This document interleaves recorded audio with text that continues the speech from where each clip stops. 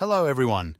Today, a very interesting story awaits you. And before it starts, I would like to ask you to like this video and subscribe to the channel. The action takes place in a school where martial arts have been taught for more than 50 years. There were many students in the schoolyard. Everyone was staring at someone and whispering to each other. An expensive car was parked nearby, from which the security got out and began to disperse the crowd. Then, a well-dressed young man got out of the car and walked forward with a smile on his face. It was Shen Tian, the heir to the Shen Corporation. There was gossip in the yard about the fact that he is not very good at studying and should be expelled. But someone said that he is rich and it is better not to say that in front of him. The bodyguard of the rich young man heard the gossips and was about to stand up for the owner, but the owner stopped him, saying that he had a lot of money, so it did not bother him.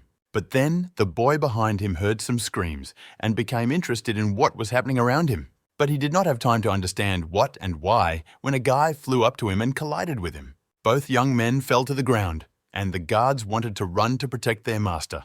But he waved his hand that it was not worth it. Then someone said that this boy thief and a rich young man offered to help him pay off his debts, which made him angry. Then the thief got up, turned around and ran from there, pushing a crowd of onlookers as he went.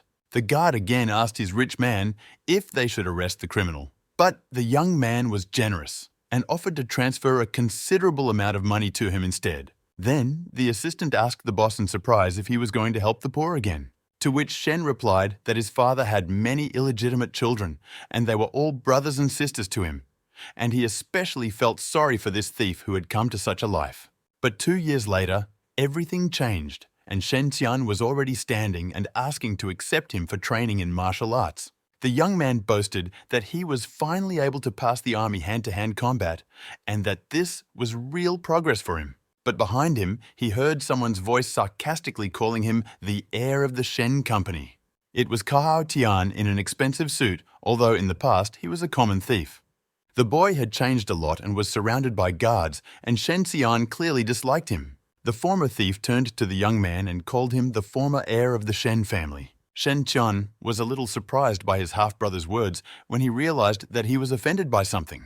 The new heir behaved arrogantly and threw a piece of paper on the floor in front of the man. It was a check for 100,000 yuan that Tian had received from his relative 2 years ago. Cao looked down on his brother and said insulting things about him, and his guard supported him in everything. When the men led by their master were about to leave, Shen Tian stopped them. The boy turned his head with an evil smile and was ready to hear all sorts of excuses from his brother. But he only reminded that in the past, he gave a relative 100,000 more than he is now returning. The rich man was angry and wanted to say something, but the young man remarked with a smile that if he had nothing to repay the debt, he would wait until the next time. At the same moment, the second check also flew to the floor. The boy picked it up and said that this was enough, and he would not take into account the interest accrued over the past 2 years. Then he turned and walked away, waving the hand that held the 2 pieces of paper. And Cao continued to stand and look angrily after his relative and repeat insults to his side. Did the taxi go down the road, moving away from its previous location? Shen Tian was sitting in the back seat of the car, and despite his calm appearance, he was very depressed. The driver asked the young man if he was a master of martial arts because he graduated from a special school. But the boy replied that he could not be considered a master because he had not even reached the minimum level. But the driver was still impressed by the young man's confession and said that regardless of the level of training, it is still very good to be a master of martial arts, and that he was not so lucky. The news had just reported that there had been a murder in the park and that the criminal had taken a hostage to be able to escape. The taxi continued to move. The passenger and the driver listened to the crime and that the killer had a second-level martial art and was very dangerous. Such events greatly shocked both men, especially the level of skill of the criminal. Shen Tian sat in the car and thought about the fact that practicing masters held a higher position in society than ordinary people. But practice requires special talents. And in order to become stronger, you need to practice martial arts on a spiritual level. Techniques and practices complement each other. Hand-to-hand combat is taught in schools. And in order to practice martial arts, you need to enter a university. The young man was upset because he understood that if the criminal is at the second level of practice, then he is much stronger than him. But at that moment, his thoughts were interrupted by the voice of the taxi driver, who said that they had arrived at their destination, and the young man settled with the driver. The man liked Shen Xian's house, and he said that his mother left him this house, and because he has no talent for martial arts, the family disowned him, and his father gives him a small amount for living. Now Cao has become a favorite of the family. In some strange way, 2 years ago he became very strong, although before that he was an ordinary loser. The young man opened the door of the house, and with sadness on his face, thought about how quickly everything had changed. And then he noticed that someone had left footprints on the floor in his house. Shen Xian was confused and thought it was a thief. The guy pulled out a knife because he was very angry. He remembered that he was so short of money, how could someone like him be robbed? But when he came closer, he saw a girl lying on his sofa. He did not understand where this stranger came from in his house, but he saw that her hands were tied behind her back. The young man immediately paid attention to how beautiful this girl was, but immediately scolded himself for his stupid thoughts because he first needed to catch the thief. But then he thought that it couldn't be just a coincidence, and that he'd better call the police. But he did not have time to do anything because he saw the shadow of a man in front of him and realized that it was the criminal who was mentioned in the news. The killer pointed the knife at the young man and warned him not to even think about moving, otherwise he would kill him. Very loud noises were heard from the house, and it became clear that the criminal had harmed the boy. Shen Xian was lying on the floor injured and moaning heavily, while the intruder was holding in his hands the checks that he had received from his half-brother today, and was glad that he would now be able to escape with such a sum of money. Then the killer coughed, because the wounds on his body were quite serious, and the fight with the boy was not easy for him. Then the man approached the young man to tie him up, and threatened that if the checks turned out to be invalid, he would return and finish his business. The boy was tied to a chair and moaned in pain. Blood was flowing down his face. He thought that in a world without physical strength, the only thing left to do is die. He thought that when the killer returned, he would definitely finish him off, but in a moment he felt some changes in his body. The young man began to hear a voice that told about the Donata system, which is capable of cultivation and chooses the object for this by itself. He couldn't understand where this voice was coming from and what kind of system it was. But in response, he heard that she was inside his consciousness and had no essence of her own. Shen Xian tried to ask where it came from, but all he heard was that it was connected to the master's spirit. The boy also learned that the system was in deep sleep all this time and was accumulating energy for its launch. It turns out that during all 7 years of training, the system absorbed the boy's energy and did not give him the opportunity to express himself. And now, after its launch, there is no need for it to use the master's resource. The young man was happy and asked what advantages this discovery would give him, and learned that the system has the ability to transform any financial values into cryptocurrency, which is needed to launch key energy. The second advantage was the ability to cultivate, and that skill the boy had now improved. He also asked about the limitations of this mode and learned that in order to absorb funds, you need to touch them or a bank card, and you also need to have an initial level for further cultivation. Then Shen Xian asked to evaluate his level and found out what funds were needed to advance his abilities. He also noted that if the system had been launched 2 years earlier, he would have become a real master. He still had hope for salvation. He looked at the knife lying nearby and crawled towards it. He recalled how his father found out that he had no talent for martial arts and how he ordered to test the talents of his other illegitimate children. The young man had almost reached the knife and was determined to prove to everyone that he was not just an ordinary guy. He also remembered all the gossip and talk behind his back that he had failed the entrance exam. Shen Xian approached the knife and thought about how he pretended not to care when he really didn't.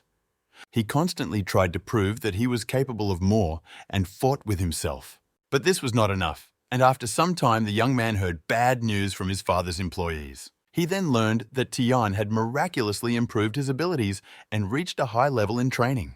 Then the father immediately disowned his unfortunate son and found a replacement for him. Shen Xian reached for a knife and cut the rope, realizing that the system that had started would give him many opportunities. The young man was glad that he was able to free himself, but he heard that someone was returning to the house and knew that it was a criminal. He looked around in fright and realized that he would not have time to escape, because the killer returned very quickly. Then he took the bank card to which his father transferred money for living and ordered the system to transfer the money to the crypt and increase his combat level. Unfortunately, there was too little money in the account and it was not enough for promotion. The guy thought about where he should get the money and then ran to the table and ordered the system to count the coins that were there. But all the same, he lacked 200 yuan and the young man did not know where to get them because he had no money left. And then the system noticed a sleeping girl on the couch. Shen Xian was surprised that he could donate other people's funds to the system, and it turns out that it took some time. Then the boy unbuttoned the girl's blouse without thinking, mentally apologizing for his unworthy act.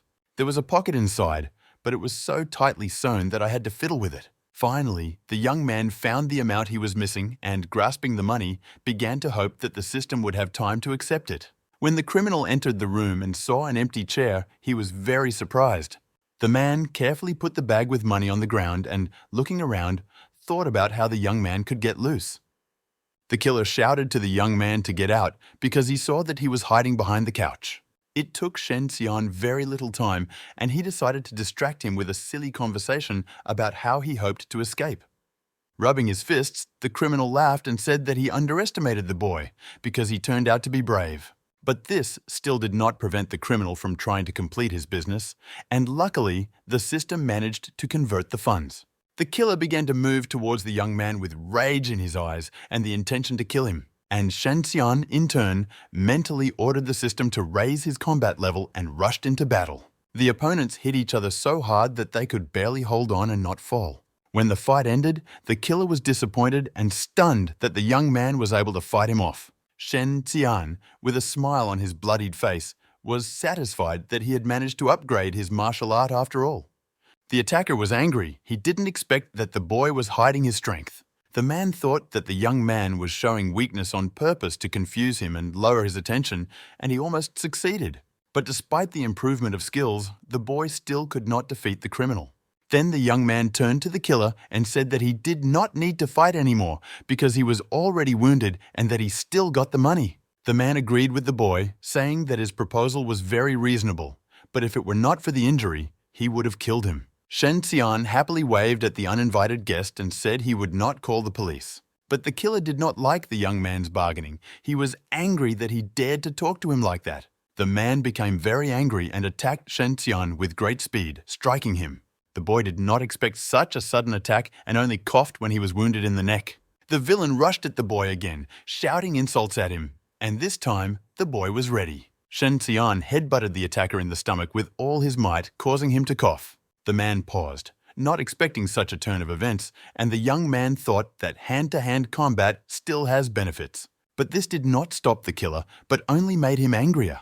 He spread his arms and showed his fingers like claws, saying that it was time to show the real martial art. Shen Xian was no joke when he realized that he was going to use a hawk strike. The young man also decided to use force and swung at the opponent. But he was too slow, and at the same moment, the killer was behind the boy. The criminal hit Shen Xian in the back so hard that blood spurted from his mouth. The boy flew to the far corner of the room and hit the wall. But the attacker realized that due to the use of this skill, an old wound had opened in him, and he would not be able to fight at full strength now. And looking at the exhausted young man, the killer thought that he was finished with him and that he was no longer a threat. But at that moment, the system detected the money that fell out of the bag and offered the young man to top up the account, to which he agreed. Shen Xian touched the scattered bills and the conversion began immediately. The boy began to gain strength and stand up, and the attacker could not believe his eyes and did not understand where the money he was going to take had gone. The young man laughed, saying he had used all the money. Then the assailant got angrier and started shouting for him to give it back.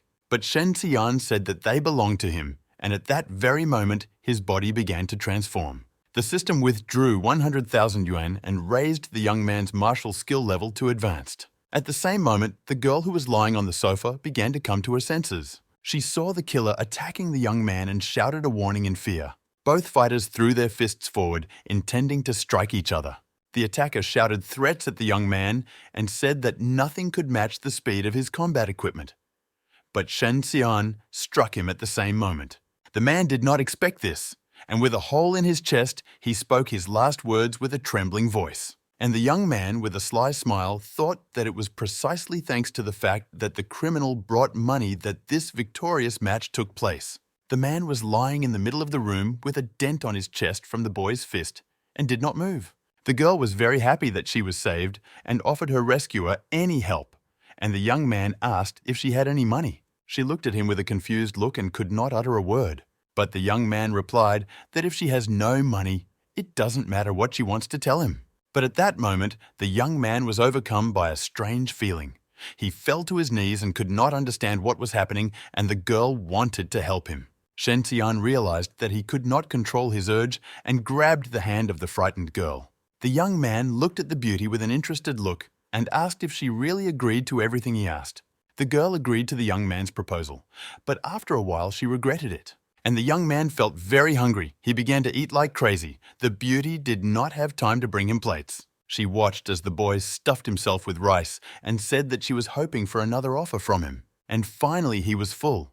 And the girl said that it was the first time she had seen him so hungry. The young man answered her that this had never happened to him before. Shen Xian then walked over to the scoundrel's body lying on the floor and sat down next to it. When the beauty asked what he was going to do, he answered that he wanted to get rid of the corpse and whether she wanted to help him in this. But the girl said that she would rather go wash the dishes. The young man decided to search the scoundrel's pockets. He knew that the criminal had no money, but maybe he had some other valuable things. And then the boy took out a book that taught the technique of a bloody blow of a hawk and was very happy. He immediately asked the system how much it would cost him to own this technique, but she replied that she could not estimate it because its owner was unfamiliar with this art. The young man decided to postpone this book until he could own it, and then asked the system why he was so hungry. It turns out that although he reduced the time to master skills, the energy he spent needs to be replenished regularly, otherwise it will run out. After hearing this, the young man concluded that a quick jump in cultivation could lead to death and was upset about it. In the future, he was going to be more careful not to hurt himself during such rapid cultivation, and asked the system what would happen if he tried to cultivate to a perfect level now. She replied that there are not enough funds in the account for such a jump, but if it happens, Shen Xian may die due to lack of energy. The young man looked at his hands and understood that he needed to stock up on high-calorie food to support his body. And then he thought that he still didn't have enough money and was very sorry for being poor. Then the young man began to think about what he should do with the body of this criminal, because it would not be good if someone saw him. But at the same moment, Special Forces fighters broke into the house, pointed their weapons at the people present, and ordered them not to move. Shen Xian was confused, and the girl also came to see what happened. The soldiers arrested the young man, thinking that he was an accomplice of the criminal, and decided to take his girlfriend to the police station as well. After everything was revealed, the young man received high praise for his actions because he was able to detain such a dangerous villain. Shen Xian once again asked if everything was in order and was told that they were obliged to reward him for helping the police. The boy was given a document to sign, which indicated the amount of the reward. But the boy refused to sign and began to convince the organ worker that he had a very hard time in the fight with the scoundrel. The man listened intently to the young man while he described the situation and tried to convince that he acted solely for the safety of those around him. And then he finished his story by asking for an increase in the amount of the reward. The servant of law and order replied that he had to consult with his superiors, and he himself thought that the boy was very mercantile. Then the man looked at the girl who was standing next to him and decided to apologize to her for the fact that she had to be a hostage. But she replied that she didn't hold any grudge. But the man insisted that the girl ask for help if she needed anything. Then she first thought and then shouted that she also needed a reward and nothing else. The organ worker was not too happy with such demands and could not do anything about it. Shen Xian and his new girlfriend left the branch after receiving their money. But the boy was a little disappointed with the amount he got. Then he turned to his companion and asked why she was still following him, since she had received her reward. Then the girl looked at him with a confused look and said that he took 300 yuan from her and still hasn't returned it. Shen Xian answered her that he saved her life, that she was really sorry for the money, but the girl said that she earned it too hard and that he should not think badly of her. Then the guy's phone rang. He picked up the phone and started talking to someone who was very worried. The voice on the other end of the receiver tried to convince the young man to bow to his half-brother, but Shen Xian was not going to do so, assuring the interlocutor that he was fine. Then he said that he didn't need help from the person who sided with his enemy and hung up. The beauty asked the boy if it was his friend who called, but he answered that it was a former friend. Then the young man returned to the girl and offered her a job, but she replied that she did not want to do anything illegal. She asked the new acquaintance what he planned to do next, and he said he needed to find some information. It was very early, the city was just beginning to wake up, the first passers-by began to appear on the street. Yin stood and waited for the young man, worried that he had deceived her and would not come. But in a moment she heard the boy's voice. He did come, but he was quite late. The girl decided not to pay attention to this shortcoming of the young man and asked him about the work he promised her, and he replied that they had just arrived. The girl saw a beautiful palace in front of her and could not believe her eyes. Shen Xian confessed that he was the son of the owner of this house. But the girl did not believe him, saying that he was too insignificant for the son of a rich man. There were a lot of beautifully dressed people in the yard. They all came to the party organized by the young man's half-brother. The crowd of men were just now discussing the party and the fact that Tian wanted to show off his new level of cultivation. An expensive car was parked near the palace, and a beautifully dressed girl, accompanied by a bodyguard, got out of it. Shen pointed out to his friend a security guard who had guests passing by and needed help to get inside, but she didn't understand why he couldn't go in the usual way if he was the owner's son. Then the guy said that he would pay her 500 yuan more than they agreed, and the beauty agreed to help him. The security guard was about to close the door because all the guests were inside, and then he heard some screams that a dog had run into the yard. The girl worriedly ran up to the man and began to explain that it was her puppy and she saw how it entered the palace. The guard started to argue with the beauty and tried to kick her out, and Shen had already gone around him from behind to get inside. The girl insisted that she be allowed to look for the dog, but the man blocked her way. Meanwhile, while the worker was distracted, the young man quietly carried out his plan. He put on a hood so that he would not be recognized and headed towards the house past the guests who were outside. Ahead of him, he saw two men gossiping about the new heir being a martial arts genius, and the elder had been chased away. The young man was saddened to hear such a conversation, but then he heard someone shout that Cao Tian had arrived.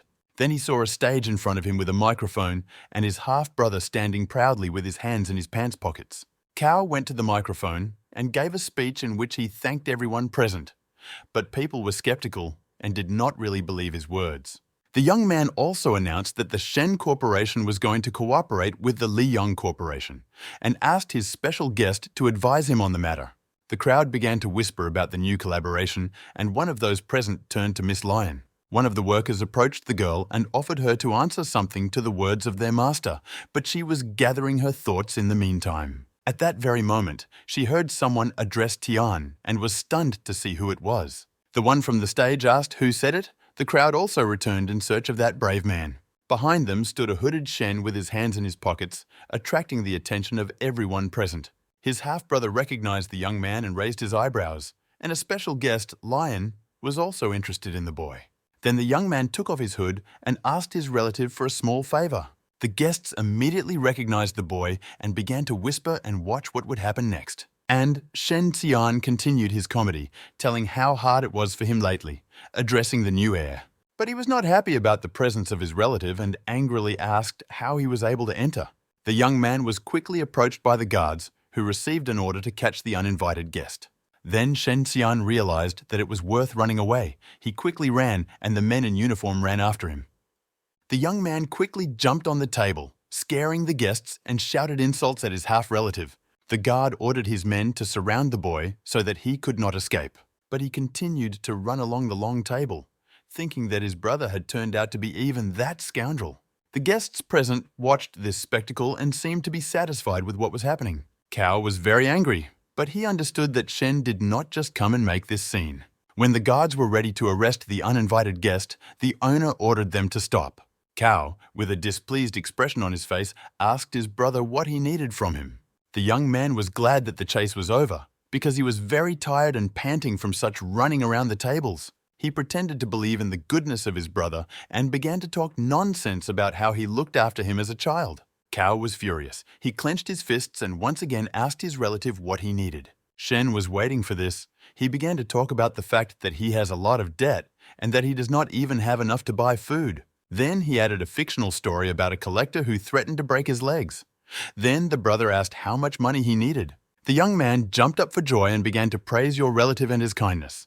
And then he added that he needed 2 million yuan.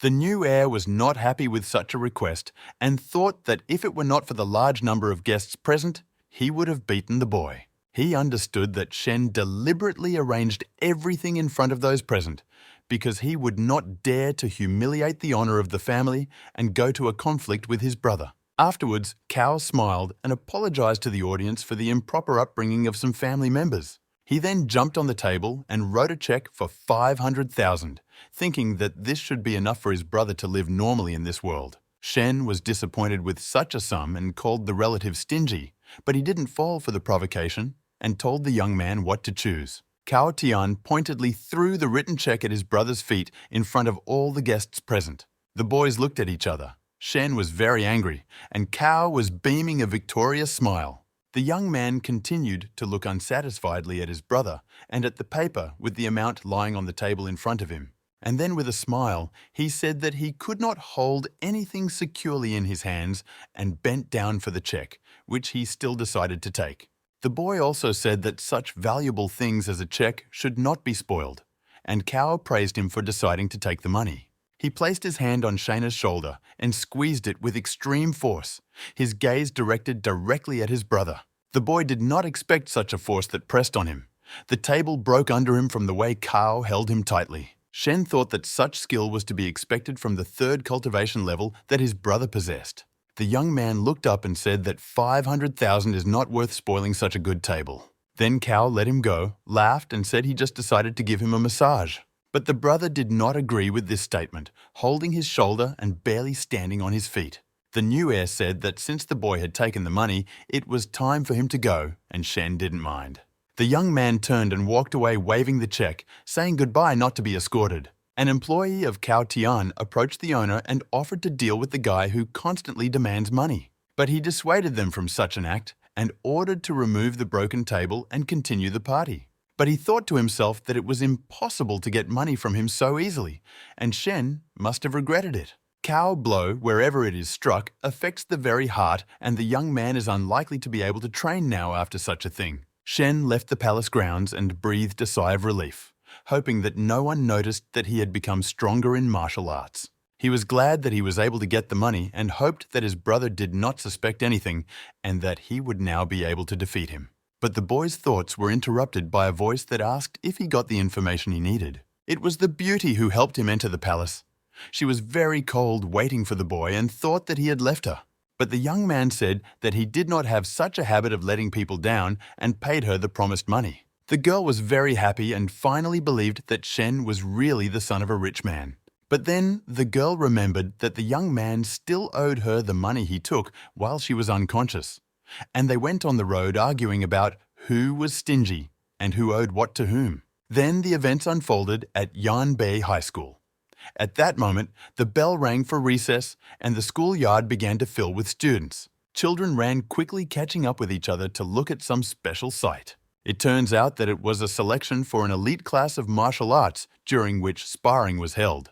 The young man with blue hair tried to beat his opponent and used all his skill that he was capable of. But he failed to do anything because he was too slow, and by the time his fist reached the target, his opponent had already left his place. The coach, with whom the boy was sparring, pointed out to him the weak points due to which it was not possible to achieve the desired effect. And then, with all his strength, he kicked him hard in the stomach, putting all his anger into him. The young man flew to the far corner and hit the wall. He was defeated and unconscious. The judges called the next student, and one of them asked the principal if it was too much for the teacher to conduct the selection himself. At that very moment, a team of doctors was taking away a wounded boy who could not pass the selection for training.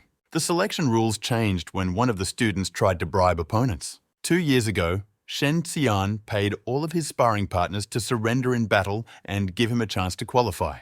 But the young man turned out to be too weak and did not even pass basic training, which became a great shame for the school, and now all selections are conducted by the teacher personally. The entrance to the high school was guarded by a man who liked to sleep on the job, even though he had a second level of martial arts training. Shen Xian decided to take advantage of the employee's oversight and enter the school grounds. But the young man was not careful enough and still woke up the guard, who decided that someone was skipping class. But when he went outside, he saw a student lying in front of him. Shen was watching all of this. The man said goodbye to the student and went to his workplace, and the young man who was hiding all the time breathed a sigh of relief. He thanked the girl for not betraying him in front of the guard, and she asked if he was going to be selected this year for the elite class. Shen said he was just hoping to try his luck, but Lion pointed out that the rules had changed this year and he wouldn't be able to bribe anyone anymore. But the boy assured her that he was going to fight fair. The girl turned to leave and said that she would wait for him in class, and the young man thought that she had helped him again, and he had never repaid her. But then he remembered why he came and rushed to run quickly so as not to lose the opportunity. The teacher who conducted the selection asked if there were still people willing to try their hand at admission. But the students were too frightened by the way he behaved in the ring and did not want to repeat the fate of the losers. The coach said that this year's course is the worst he has seen during his teaching career. And then he added that since there are no more willing to test their strength, the exam can be considered finished. But someone interrupted him, and the man was very surprised, not expecting such a turn of events. The students were also confused and began to look at each other, looking for who this daredevil was. Everyone then saw Shen enter the room and said that he wanted to try out for the selection. Every student of the school knew about this young man. His story was used by teachers to warn others not to make mistakes. The director could not stand him and said that if it were not for the rules, he would be ready to kill him. The guy entered the room, raised his hand high and said that he would like to participate. The director recognized him and angrily asked what he was going to throw out this time. To which the young man replied that he considered him a pensioner and was surprised that he was still here. Then the man became even more angry, and one of the teachers even had to hold him. The students already understood who this brave boy was and began to gossip and discuss his arrival. Shen was also recognized by the trainer who was conducting the selection and looked at the boy with his stern gaze. The young man noted that after graduating from school, he became very popular, as everyone present knows his name. The director asked why he came, because he is already a graduate. Then he replied that he wanted to participate to enter the elite class. But the principal was indignant and told him not to even dream about it, and the teacher sitting next to him began to calm him down again. But Shen insisted, saying that he had the right to re-enroll. The headmaster was relentless. He did not want to allow the young man to participate and said that the school is for martial arts, not for those who do nonsense. The young man threatened to go to the top management. A voice from the hall interrupted his thoughts. Someone said that the young man was allowed to participate, and his words surprised both the boy and the director. It was a coach. He said that he had also heard about the young man, but had not had the opportunity to meet him before. The teacher said that he despises people like him, and that today he would like to let him know everything he thinks about him. Then the man began to talk disparagingly about the young man, and he looked at him with a look full of anger. Rumors had already begun to spread among the students that Shen must have wanted to bribe someone again because he had come here. But the young man only smiled at the teacher's words and offered him a pair if he was so sure of his words. The coach was surprised by such an offer, and the young man continued and said that he was ready to bet for money. The young man suggested that if he passed the selection, the teacher would owe him 10,000. But the man just smiled and asked what would happen if he lost. Shen then took out 100,000 from his pocket and said that if he did not pass, he would pay the coach exactly that amount. The other students in the room were very surprised, and the director was angry and asked if the young man understood where he was if he offered such conditions. Then he turned to the coach and said that he forbids him to participate in this pair, but he replied that he agreed and that he was ready to pay himself if he won. The man added that he cannot refuse even if the boy changes his mind on his own. Then another teacher told the principal that the coach could not fall face down in the dirt in front of so many students looking at him, so he would have to accept the offer. The director exhaled. He had no choice but to agree. He only asked to control the power so as not to cause too much damage to the opponent, and the trainer promised. Then he turned to the young man and asked if he understood that his strength was too small compared to the strength of the instructor. But he said that he is responsible for his actions and that there is no need to worry about him, and then he approached the ring. Everyone present was focused on what was happening, and the young man's girlfriend was very intrigued by his act, but noted that it was in his style to make a fuss about his return. Both opponents stood in the ring in front of each other, ready to start. The judge started the countdown and waved his hand. The instructor and the young man looked at each other, their expressions showing their determination. Lion stood and looked at what was happening and understood that the young man would not be able to win in any case. The teacher had already started using the first technique. He was very fast. His hands were changing positions at a crazy speed. The director and his assistant were a little confused that the instructor used a very serious technique first. The battle began, and his opponent with his equipment began to move towards the young man. Shen noted that it was very fast, but still managed to parry the first blow. The other students were stunned by the fact that the young man managed to block the instructor's reception. Even the teacher himself noticed and emphasized the special attentiveness of the boy. Shen began challenging the trainer to use something stronger on him, and the man remarked that he shouldn't be so arrogant. But the young man replied that since he despised him, he had no choice but to behave reciprocally. Lion saw what the young man was doing and thought that he was trying in vain to get the examiner out of himself. But the instructor was ready to use a new technique and quickly stood up. The assistant director, with horror in his eyes, realized what trick the examiner wanted to use. And the director noted that this technique is designed for strength and it will be very difficult for the opponent to block the blow. The teacher approached the principal and said that this technique exceeded the grade requirements. But the principal replied that the young man had to be reprimanded for his arrogance. The examiner had already applied his technique and began to quickly attack the boy. Shen saw the technique being used against him and realized that his melee skills could help him in this matchup. The boy thought that hand-to-hand combat was underrated, but he was an exception to the rule because he trained a lot. Then he raised his hand against the opponent's blow. The young man grabbed the coach's hand during the kick, and he definitely did not expect that this could happen. Shen pushed the opponent aside and realized that he had a chance to win. Lion was stunned by what she saw. She couldn't believe her eyes. The teacher of the admission committee shouted when he saw how the young man beat the instructor's technique. The director also could not believe what was happening. It was very spectacular. The man noted about himself that the young man's level of hand-to-hand combat turned out to be very complex and advanced. The instructor was also surprised at the boy's level of training, and Shen said that they really thought he was incapable of learning martial arts. The boy stood up and said that he knew about the gossip behind his back. But besides the couple, he also wanted to prove that all the men in his family were honest and brave. And the boy began to demand the instructor to use his strongest technique, and the observers were stunned by what he was capable of. Then the young man reminded the coach that he could win 100,000 from him, and he apologized for the prejudice he had against the boy. The examiner was already preparing to use his strongest blow, which he only had for the first level, but the headmaster jumped up from his seat and started yelling at the teacher not to do anything stupid. The assistant reminded that the coach is doing this because of the money he wants to get, because his wife receives his salary instead. The man also added that the best way to win for the instructor is to use this technique. The director was in despair. The examiner shouted an apology to the young man and still used his technique with which he could neutralize the enemy. Shen saw a determined coach in front of him, and in a moment, he lowered his punch to where the young man was standing. The examination board jumped up from what they saw. Lion was also frightened and looked confused at what was happening.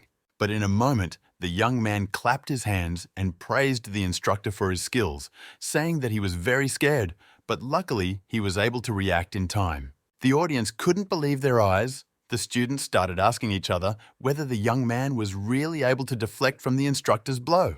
The coach was stunned and disappointed at the same time, and the young man asked if he had passed the selection because he had survived 3 strikes. The examiner was angry.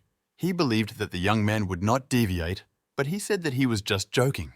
Then the trainer reminded the young man that he was going to prove the dignity of the men of his family.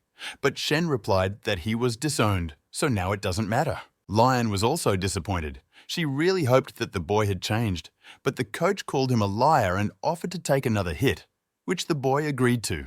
The man was very surprised that the boy did not mind, but he said that the amount they had bet increased to 100,000 if the examiner lost.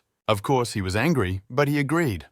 But the director approached the young man and said that, according to the rules, he won. The coach wanted to argue with the boss, but he urged him to be smart and set the right example for the students.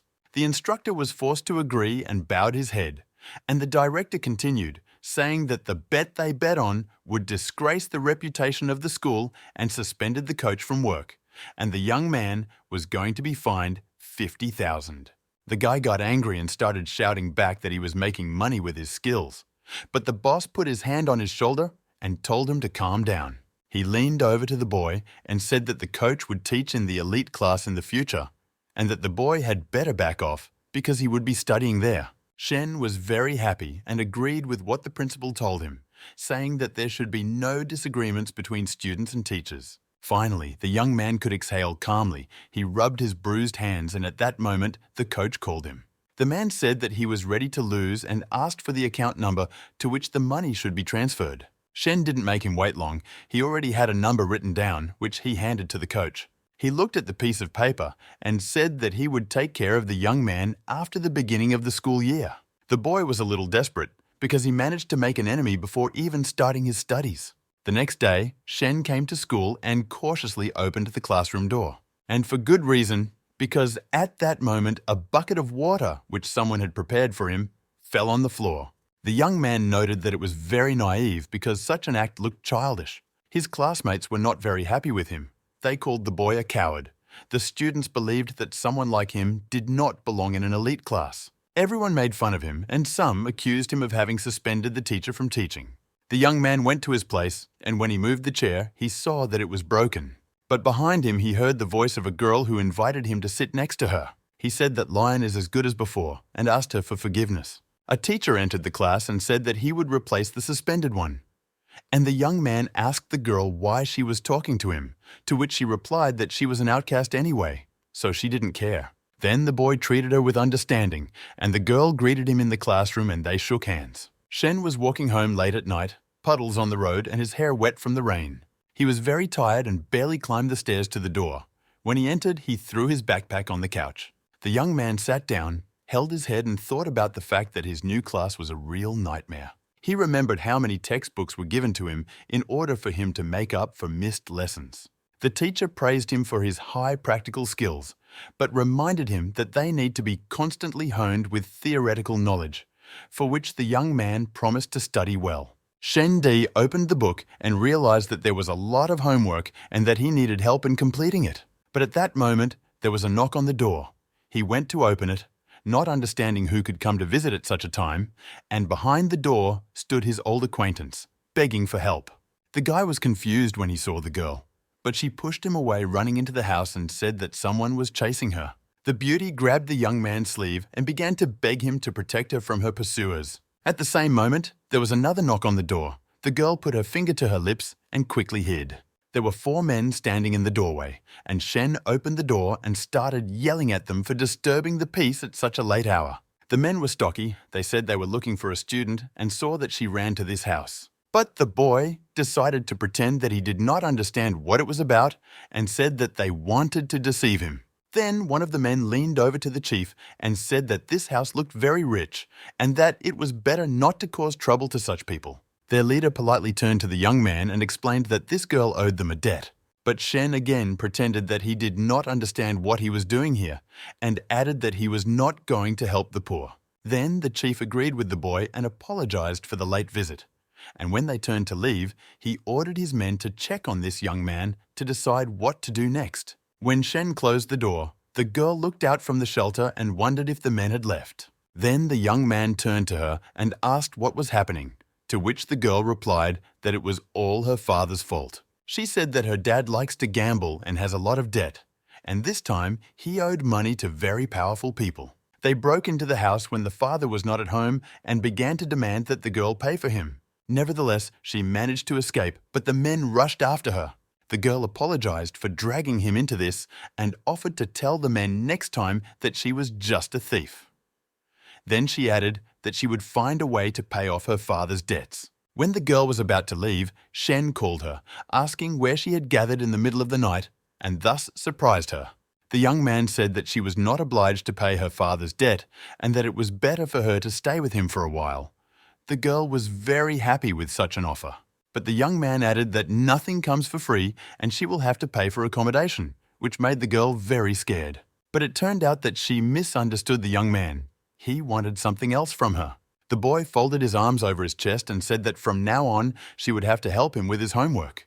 In the palace where Shen once lived, the new heir was talking to his assistant, who informed him that his brother had been accepted into the elite class. Then the boy decided that the money his relative took from him was used for bribery. The next day, the three boys discussed what they would need to do to appease Cao Tian, as they knew about the old conflict with their brother. The head of their company noted that Shen is not worthy of this surname because he is a loser who could not succeed in training. The boy planned something bad, and his loyal henchmen supported this initiative. They discussed how exactly they could kill the poor thing in order to get a reward from their master. But their conversation was interrupted by Shen saying that he did not expect such activity from them. The young man suggested that they find a quieter place in order to sort things out once and for all. The boys said that this was the only place without CCTV cameras and that they could beat him to death right now without anyone knowing. Shen pretended to be very scared, and one of the enemies said that it was his own fault and should not have come here. But the young man explained that he meant something completely different, and if there are no video surveillance cameras here, then he cannot hold back, and immediately got into a combat stance. Everything happened very quickly. At the end, the boy rubbed his hands, and three of his opponents were lying on the ground with a request not to beat them again. Then he went up to the leader who was opposed to him and put his foot on his forehead. And he began to beg to let them go and assured that he would bypass the young man in the 10th way. But Shen disagreed with them, saying that they were classmates and they would have to see each other. But he thought of something else and smiled. The boy took money from them, but it turned out to be very little. Then one of the trio offered him a pill of bloody qi. The young man put everything in his pocket, waved at them, and told them not to rush to class, and that from now on they were good friends. When he left, one of the company turned to the leader and asked how they should deal with the boy, to which he replied that he knew a way to drive him out of school. The three of them put on the most miserable looks and entered the principal's office to complain about Shen. But the young man was ahead of them. He turned on the director's recording where he could hear them discussing the attack on him. Then the director turned to the boys and forced them to explain what was happening. And they began to make excuses and say that they were mistaken and that it was not Shen who beat them. After some time, the same company already apologized to the young man and tried to appease him. Then the boy assured them that he did not hold a grudge against them, but they would have to show their good intentions. And he stretched out his palm and rubbed his fingers to make it clear that he needed money. But then another student came up and apologized on behalf of all his classmates for the insults. The young man was surprised by this apology because he had never seen this boy. But one of the bullies explained that it was Chan and he was the best student in the class, and that the top 3 students are allowed to miss class every day. The boy then explained that he had spoken to the students and they would no longer bully the newcomer, and Shen was not happy because he did not want to be associated with this boy. Also, the best student pointed out the trio of bullies, apologized for them, and asked the young man not to bully them anymore. Then Shen raised his hand and said that he forgives them. He himself thought that he should not cross the path of this Chan, because maybe he is one of the pagans. After lunch at the training base, the young man heard how the instructor promised to give a restorative pill to those who would enter the top 3 students in the monthly exam, and decided that he really needed this pill. The boy was thinking about how he should be in order to take possession of her, and at that moment, another student approached him. Shen tensed when he recognized this student and asked what he needed from him. In the days when the young man was still the heir, this fool was constantly around him and served him, and after Tian took his place, he took his side. The student said he heard about the boy's success in martial arts and offered sparring. But Shen wasn't going to fight him. Instead, he called out to an older student in the class he saw nearby. He turned his attention to the young man and asked what he needed, and the young man pushed his former comrade in his direction and said that he wanted to get some advice from him. And while Chizhan, with a smile on his face, kindly communicated with his classmate, Shen quickly ran away. He came to the teacher's office and wanted to take a few days off to prepare for the exams and spend less time seeing his enemies who served Tian. The young man pretended to be sick and said that he needed 2 days to rest, and the teacher kindly agreed, saying that he had seen his progress in studies and thought that he had changed. But then he took out a huge pile of letters and told the frightened young man that he would have to do more tasks. Then Shen realized that the girl who helped him with the tasks did everything without mistakes. When the guy came home, he found his girlfriend sleeping over a pile of books. The young man came closer to her and decided not to wake her, hoping that she would appreciate his kind gesture. Instead, he covered her with a blanket. It was already late at night when the girl woke up. She realized that Shen had already returned, but she did not see him anywhere. Uchjin went out into the courtyard and saw him training. She immediately knew that he was practicing the bloody hawk strike. Coming closer, she saw that his movements looked quite strange, and the boy himself realized that something was wrong, because his technique was not at all like that of the criminal. The friend turned to him and said that he was doing very badly. Then the young man turned and asked what she was talking about, but this time the girl refused her words. But he didn't get angry because of her frankness, but on the contrary asked her to explain. Then the beauty replied that it seemed to her that his movements were not skillful enough. And her friend began to explain to him how to put his feet and raise his elbows so that he would be more comfortable. But this did not help the young man. He was not comfortable, and he practically lost his strength, and the girl begged him to hold on a little longer.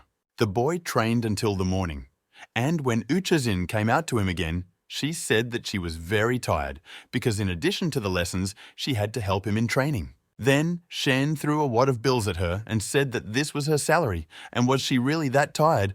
Then the beauty became happy and immediately forgot about her exhaustion. It turned out that Uchijin has a talent for seeing mistakes in training, and the young man thought that she could help him well. Of course, it was a pity for the girl, because she could only help someone with training, and she herself was far from ideal in this. A week later, the young man had finally reached the first level of the hawk technique, and this exercise was even stronger than hand-to-hand combat. Shen weighed all his options and realized that if he tried, he would reach the third level of cultivation.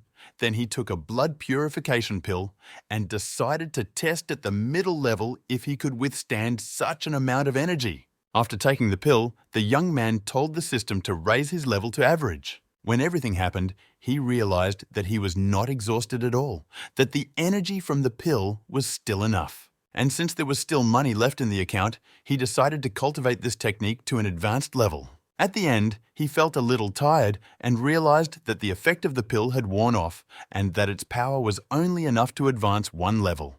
Just at that moment, his girlfriend called him for lunch, and he happily answered that he was on his way, thinking to himself that the next step would be to pass the exam. The school was just holding a monthly exam, in the form of sparring of students in the arena. Each student received a rating card, and the winner exchanged points with the loser. So the students with the lowest scores chose those with the highest score for sparring. The trainer entered the ring and announced to everyone that 2 students are missing today, so the rating of all the others automatically increases by 2 positions. The 2 young men discussed wanting to spar with Shen's former friend to gain experience, but he considered them too worthless. Xian, as a new student, was at the very bottom of the ranking list. He was not happy about it, but he was going to change it. And other students whispered to him behind his back, thinking that he had bribed someone again to get a higher rating in the future. 15 minutes of the exam passed. The points did not change much, but the young man with the first place could not understand why no one had challenged him to a duel to take away his points. 2 students were just discussing that it was better to be in third place than in first because they did not really want to enter a duel with him. The guy was very proud of his temporary first place and considered everyone who does not want to participate in sparring to be worthless. But at the same moment, he heard the voice of Shen Xian, who said that whoever did not notice him in the ring all this time was actually even more worthless. The audience was worried that the young man was going to fight this guy because they knew he had a lower level of fighting skill. He looked at his opponent defiantly, saying that he thought Shen Xian had run away a long time ago. The instructor commanded before the battle, and then the boy got into a fighting stance, intending to show everything he was capable of. He pretended that he was about to use a completely different blow, and his opponent, with a satisfied expression on his face, was already about to dodge. But Shen tricked him, and he realized with despair in his eyes that he was coming. The young man used a bloody hawk blow and knocked out his former comrade. The judge recognized the boy's victory and promoted him to first place. And the defeated fighter was from the very bottom. The young men exchanged ranking cards. One of them left satisfied and the other remained sitting on the floor. The students gossiped about how skillfully Shen was able to win and how much progress he had made in such a short time in martial arts. One of the students said that the young man now had the first place in their class. But at the same moment, the other shouted in surprise because something strange was happening in the ring. Shen Xian had lost to a student who was much weaker than him. The boys watching the sparring did not understand how this could happen, and one of the classmates decided to take away the first place from the weakling for his own benefit. Shen Xian approached him and put his hand on his shoulder and wanted to talk. Then that classmate returned the first place card to him because he did not want to cross the boy's path. And Shen Xian immediately handed it to the one to whom he lost and said that they were not rivals. The weaker classmate, with tears in his eyes, rejoiced at the feeling of victory. And the young man was glad that he was able to please him, but said that he would have to pay extra for this unforgettable feeling. Students began to get angry and call names, realizing that the boys did not even compete, but simply exchanged cards back. And the former friend continued to rise from the last place and was still in the 30th place. He wasn't happy about having to spar with the other students again, but he was so angry that he decided to just get back at them. He started picking on students and humiliating them to let off steam due to defeat. Meanwhile, Shen Xian tried to make full use of the opportunities of the first place and earn money. When Chizhu won 10th place, Shen approached him and challenged him to a duel again. And so, every time, as soon as the young man managed to increase his rating, Tian took a card from him and lost it to others. This happened several times, and the young man made good money by providing such services. When the final ranking was finally shown, it turned out that Chu remained in last place. The poor thing even developed paranoia. He shouted for Shen Xian not to come near him again, to which Shen Xian replied that he would not play with him like that again. The young man earned a large amount of money this time by turning things over, and he was very happy about it. When the suspended instructor returned to work, he was very surprised by the results of this monthly exam. The students did not know what to say to him, and the student who won the first place just stood there satisfied. Then the teacher became very angry and realized that the reason was the student Shen Tian.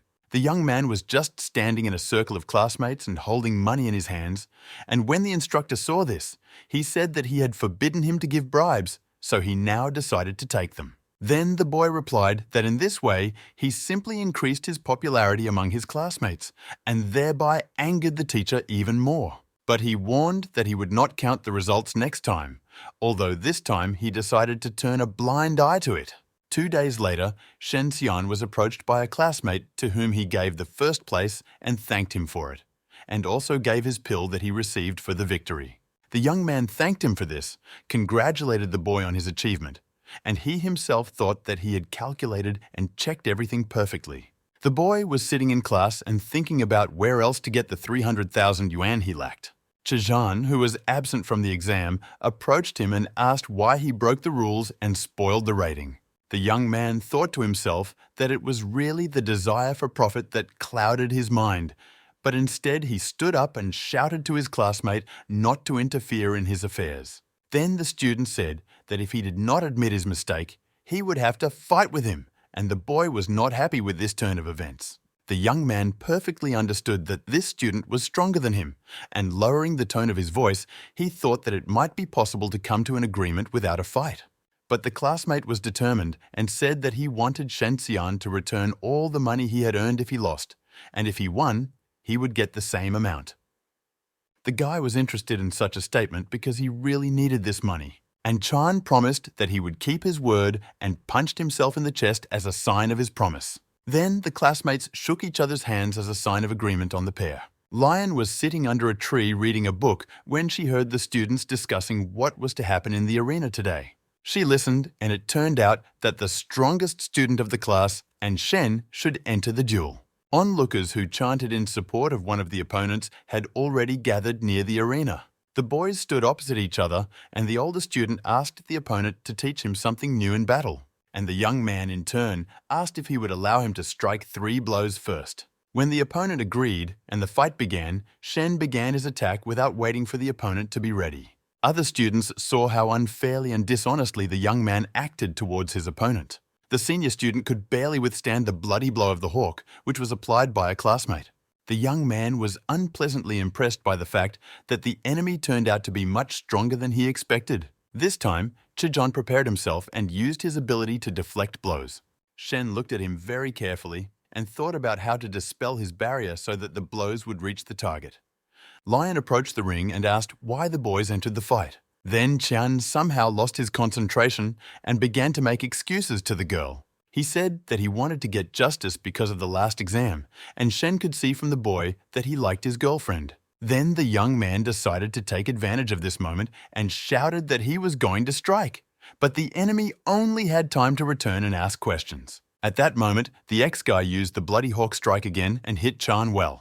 The senior student's fans were very disappointed, and Shen noted that he had won. Classmates again began to accuse the young man that he did something mean, but he replied that he warned before hitting. Lion realized with despair that she shouldn't have come to watch the match. In some abandoned room, two men were talking about the girl Wu Qin who was hiding in Shen's house. One of them told the boss that he learned a lot about the young man and that he turned out to be a former heir to a large company. The men talked about the fact that due to the status of this young man, it would be difficult for them to get him. So they decided to consult with the chief. They approached a man who was having dinner in a restaurant and told him what they had learned. The man, named Li, said he had to contact someone and tell them everything. In the past, terrible things happened in the city's underground markets, such as violent debt collection. A man named Usan Yi was the boss in this field, and his methods were very bloody, and his subordinates obeyed the master in everything. The bandit, who received information about the young man and the girl, called an unknown man and reported everything. But the man on the other end of the phone replied that there was no need to worry about the Shen family and allowed them to proceed. Then, Li promised him to do everything properly, and his subordinate asked who this man was, who had such influence. When the mysterious figure hung up the phone, he thought that it was very good to have an intelligent subordinate. And then he thought about why Shen Xian had become so bold and suspected that he also had a system. At that moment, the senior student of the class was just transferring funds to a classmate who defeated him in the arena. Shen Xian asked him why he couldn't just give him cash, but the boy began to explain that he was raised by a father who has principles regarding earning money. But the young man got tired of listening to these sermons and simply asked if he had a limit on financial expenses, and he just nodded to that. Shen thought to himself that he would be happy to go to class with a classmate and talk to him, but he had money to deal with. Chun asked the boy if he took leave for half a day, but the young man replied that he would not return to school with him because he took the whole day off, and then he thought about what his coach would say about it. And the teacher was just conducting a class and writing something important on the board.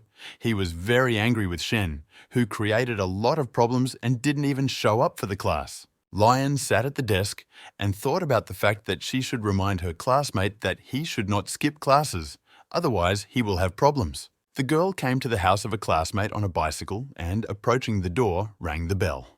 Chin thought it was the boy who had returned and happily went to the entrance to meet him. When both beauties met at the threshold, they were surprised and silently looked at each other. Chin thought that Lion was Shen's girlfriend, and she felt very uncomfortable with such a guess. And she, in turn, was very disappointed when she realized that her classmate was living with another girl. But at the same moment, the girls heard a voice nearby that called out the boy's name and were frightened. It was bandits who were chasing Jin, and they found her because of her carelessness, and Lion was also interested. Then the chief called Li and reported what was happening, and he ordered to detain the girls, but not to harm them. Then he spread his hands and was about to attack the beauty, telling them to obey. But at the same moment, he received a strong and unexpected kick in the face from Lion. Then his suitors decided to take revenge for the fact that she killed their brother, and another bandit rushed to the girl. But the beauty also beat up this heathen who dared to attack her. When she was done with the assailant, she said she had a rule of striking first. But at that moment, a third bandit, who, judging by his words, knew martial arts, began to approach her, and the girl did not like him very much. He made a terrible face before attacking, his eyes sparkling red, and he warned that he would not hold back in his power. Shen was spending time in the game room at that moment when a classmate approached him again and started reading morals. The young man was tired of listening to the sermons of an older classmate, and at that moment he called him on his mobile home number. He picked up the phone, expecting some instructions from his girlfriend, but heard a man's voice saying that he had the girls hostage. In the living room of Shen's house, bandits tied his girlfriends to a chair and threatened them with a knife. The chief spoke with the young man on the phone and ordered to collect the amount of money owed to them by Uchin, and immediately listened to instructions through headphones from his boss to lure the young man into a trap. The guy tried to turn the situation in his favor and pretended that the girl was just a servant, and he didn't know anything about her affairs. Then the young man began to be rude into the phone, calling them bad thugs who can't do anything right, while he tried to calm down. He heard threats about the hostages from the attacker, but he pretended that he was not interested in it and asked not to interrupt him from the game. He pressed the button and hung up the phone. Then, with anger on his face, he thought that he would have to turn this heathen into a hostage himself. Surprised, the intruder told the boss that the young man didn't care about girls, but he replied that with this call they had achieved more than expected. Shen immediately hurried to leave after the call, but a classmate stopped him asking what happened, and he said he had to think about it. But the phone rang again in the young man's pocket, and he was upset because he didn't even have time to come up with a plan of action. When the guy picked up the phone, he started to speak with the criminal again, but in response, he heard that there was another person being held hostage. The boy was surprised to learn that there was another girl in his house, and his classmate was standing next to him and trying to understand what was happening. Shen covered his friend's mouth with his hand so that he would not interfere and continued talking to the criminal. The chief heathen told the young man not to continue pretending, and the young man asked what he needed from him. He ordered to bring 3 million yuan and not to tell anyone about what happened, and then hung up. A classmate removed Shen's hand from his mouth and asked what was going on.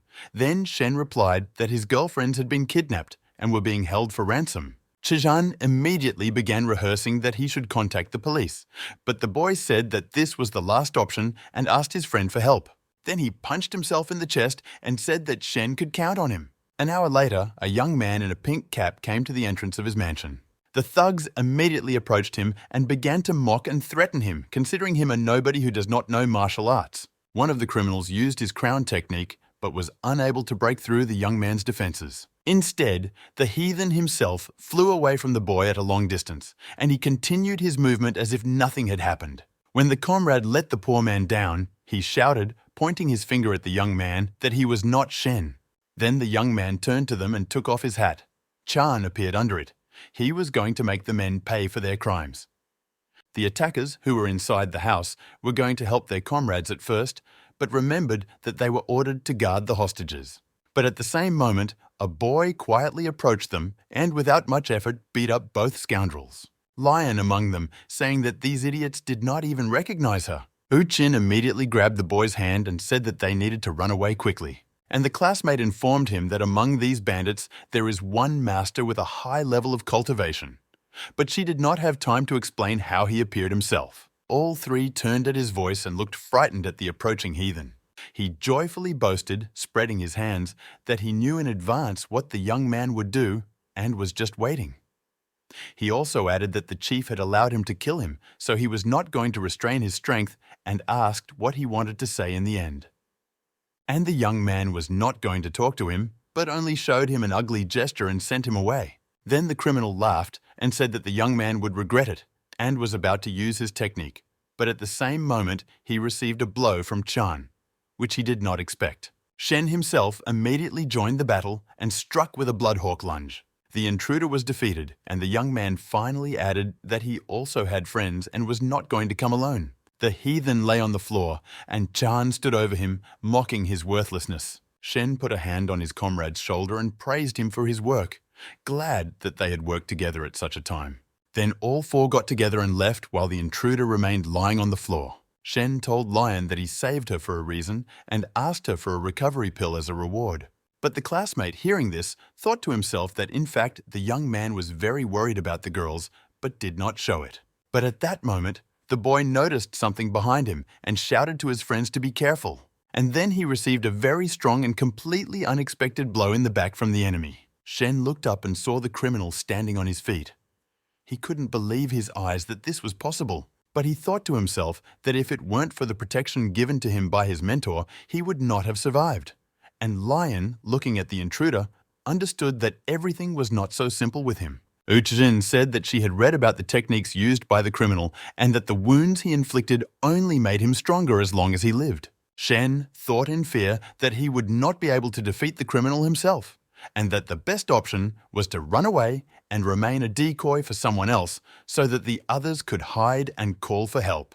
The boy thought about the fact that it is very difficult to choose the one who will stay here, and at that moment he was called by name. Chan got up from the floor, wiping his face, and told his friend to take the girls and run until he caught the scoundrel. But Shen asked him not to risk his life, but to just hold on until he brought someone to help, and his classmate believed him. The criminal has already started mocking the young man, saying that the student who cannot call himself a practitioner. But Qian was determined and said that he will not lose to anyone who dares to insult the girls and thereby attracted Lion's attention. Then the enraged opponent rushed at him using his powerful blow. He punched through the young man's defense and seriously injured him. The stronger opponent was about to leave, saying that they could have continued if not for the wounding of the young man who was lying on the floor. But I did not expect that he would come to his senses and cling to him to detain the heathen. But he kicked the boy in the face and shouted for him to let him go. He hit John many more times, who tried with all his might to prevent the criminal from going after his friends. And when the attacker was about to deliver the last and most terrible blow to the young man, someone shouted for him to stop. He turned and couldn't believe his eyes when he saw someone coming from behind. The crippled Qian could only say Shen's name when he saw him, and he told him to rest, because he had already called for help and the boy had fainted. The intruder spoke condescendingly to the young man and said that he did not expect him to return. He asked the boy where the reinforcements he was talking about were, and he punched himself in the chest and said that it was here. Then the criminal burst out laughing, calling the boy a jester, and he replied that he could show what this jester was capable of and stood up. The opponent asked with interest what he meant, but Shen was already ready for battle, saying that he would take revenge for his friend in such a way that even his own mother would not recognize the criminal. The young man remembered when he was a little boy and how he had been groomed since he was a child to inherit the Shen Corporation. He spent little time with his father, but every time they saw each other, he repeated that before acting, one should always calculate everything carefully. Unfortunately, he did not take these words very seriously until one day he was expelled from the family. Once on the street, he met a girl who was collecting money for charity. After a while on TV, he saw that this company was actually scamming people and was glad he didn't donate money to it in his time. After the expulsion, the boy did not engage in martial arts, but directed all his physical strength to work that brings him money. Also, the young man remembered how he visited his brother who took his place in the family and thought that the ability to calculate gives many benefits. The young man has long understood that the main criminal, who cannot be defeated in any way, was hired to deal with Shen himself. And when he asked his friend to detain the intruder in order to get the girls out, the best solution would have been to call someone for help. But the young man didn't do it. He decided to act differently and thought that sometimes it is better to take a risk than to run away and later regret it. Shen obviously ran out to the balcony, and the attacker thought that he wanted to run away again and decided to interrupt the young man. The boy thought about the fact that last time when the criminal got angry, his accuracy decreased, and after calculating everything, the boy was able to pass him almost unscathed this time. He aimed to get inside the house and wait for the funds to be deposited into the account. Shen stepped on the railing of the balcony and jumped forward, realizing that this was his chance. But the intruder followed him. He broke the metal part of the fence and tried to hit the boy with it. But he jumped into the room with all his might and landed near the bookshelves. A criminal followed him into the room and said that the boy was cornered and had nowhere to run. But at that moment, the young man received a message on his mobile about the transfer of funds. The guy added that he deliberately chose the opposite direction because he knew that the intruder would want to stop him, and he had to get to this particular room. Shen immediately poured a pill into his mouth that gave him the opportunity to recover, and the intruder realized that it was the young man who was after it. At that moment, the system converted 1 million yuan and credited it to the account, and immediately began the process of raising the boy's combat level to the highest. At first, the attacker thought that the boy could not withstand the effect of the pill, but then realized that he was undergoing a process of ki purification and decided that he was trying to cultivate his powers to the first level. But when he tried to strike the young man, he received a powerful rebuff, which he did not expect. His eyes were bloodshot, and he looked scared at Shen, who was grinning evilly at his abuser, knowing that he had become stronger. The opponents stood facing each other and were ready to start a fight, and the young man said that now they could compete with this criminal on equal terms. He was determined and prepared to deliver the Bloodhawk's death blow. The criminal also rushed into the fight shouting threats, and a duel began between them immediately. After the first attempt, Shen realized that although their forces were equal, the enemy had more experience. The criminal said with a satisfied look that his technique would only get stronger with each strike the young man took. But the young man was determined to change the course of events. He used his skill on the criminal many times and was very fast at it. But the pagan was still angry and rejoiced at every attack of the boy, which increased the strength of the enemy. He said that if the young man continued like this in the future, he would be able to kill him with one finger. The young man at the same moment very quickly jumped on the shelf and began to defiantly mock the enemy. He challenged him and called him rude names, the criminal saying that he was too bold in the face of death. The man swung and carelessly hit the wall with his elbow and was distracted at that moment, and the boy realized that this was his chance. Shen lunged and delivered a powerful elbow blow to the attacker's chest. He punched the wall with his body and flew into another room and immediately got up, but defiantly said that he only became stronger from such a gift. But in a moment, the pagan realized that something was happening to his body. He fell to his knees and felt his strength leave him. Then the boy said that the criminal's technique only worked with minor blows and that it was enough to simply strike harder at the previous point of damage. The attacker remembered how at the very beginning the young man struck him with a blow to the chest and could not believe that he had calculated everything so far up to this moment. Then the man called the young man an outstanding warrior and hopefully asked if he would continue to beat the wounded man. But the boy replied with a defiant smile that he really thought so of him. After these words, the boy immediately rushed into battle to finally stop the criminal. He gave him a large number of strong blows and neutralized the heathen. He was lying on the floor completely exhausted, and the young man was watching him from a height. Shen then made an obscene gesture to the opponent and said that he kept his promise, and immediately started shaking his hands because he was also in pain. This story with the hostages gradually ended. The perpetrators were detained by the police. The master of martial arts was put on special handcuffs that blocked his inner strength and was also arrested. Unfortunately, the young man, when he examined the lying opponent, did not find anything valuable for himself. In the policeman's office, Shen again began to tell how difficult it was for him in this situation and how dangerous it was. And the policeman, recognizing the young man, said that it was not the first time he had heard such words from him.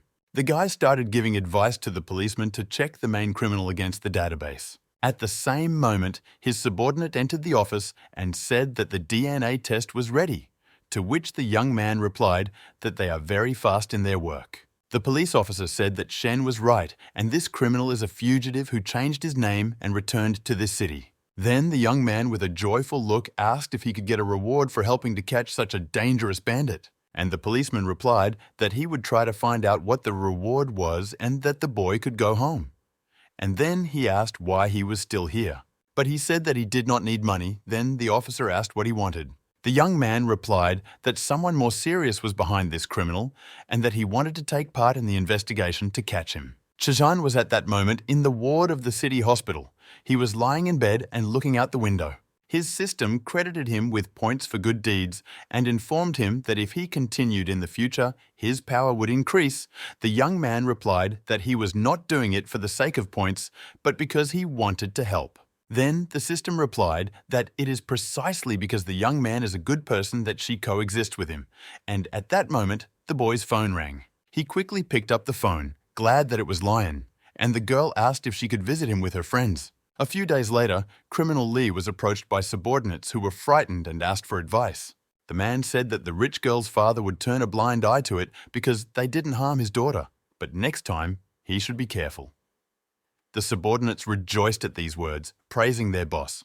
But one of his employees immediately reported that the bank had seized their accounts. Lee said that he should not frighten his subordinates, But he himself was very stressed by these words, and another man reported that the offshore accounts were also frozen. At the same moment, his people started to report about the problems they faced recently, and then the boss replied that he did not expect Lion to be so influential. Shen and his friend were talking in her father's office. The girl decided to act in advance, and the young man asked if she was able to drive the one hiding in the shadows into a dead end with her actions. The beauty nodded and asked if the young man was ready, and he replied that the police had been following that man for a long time and would soon be able to expose him. The boy also said that he wanted to deal with Lee on his own, but the services would be better off catching them all together at the right time. The criminal at that moment was gathering all his subordinates to unite to confront the police.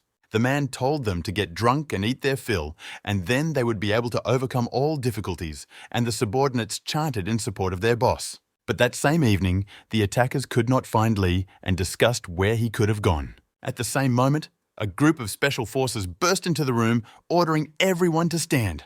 The officer asked the arrested where their leader was, but they didn't know what to answer, because he deceived them and disappeared himself. The policeman was very angry and punched the wall with all his might.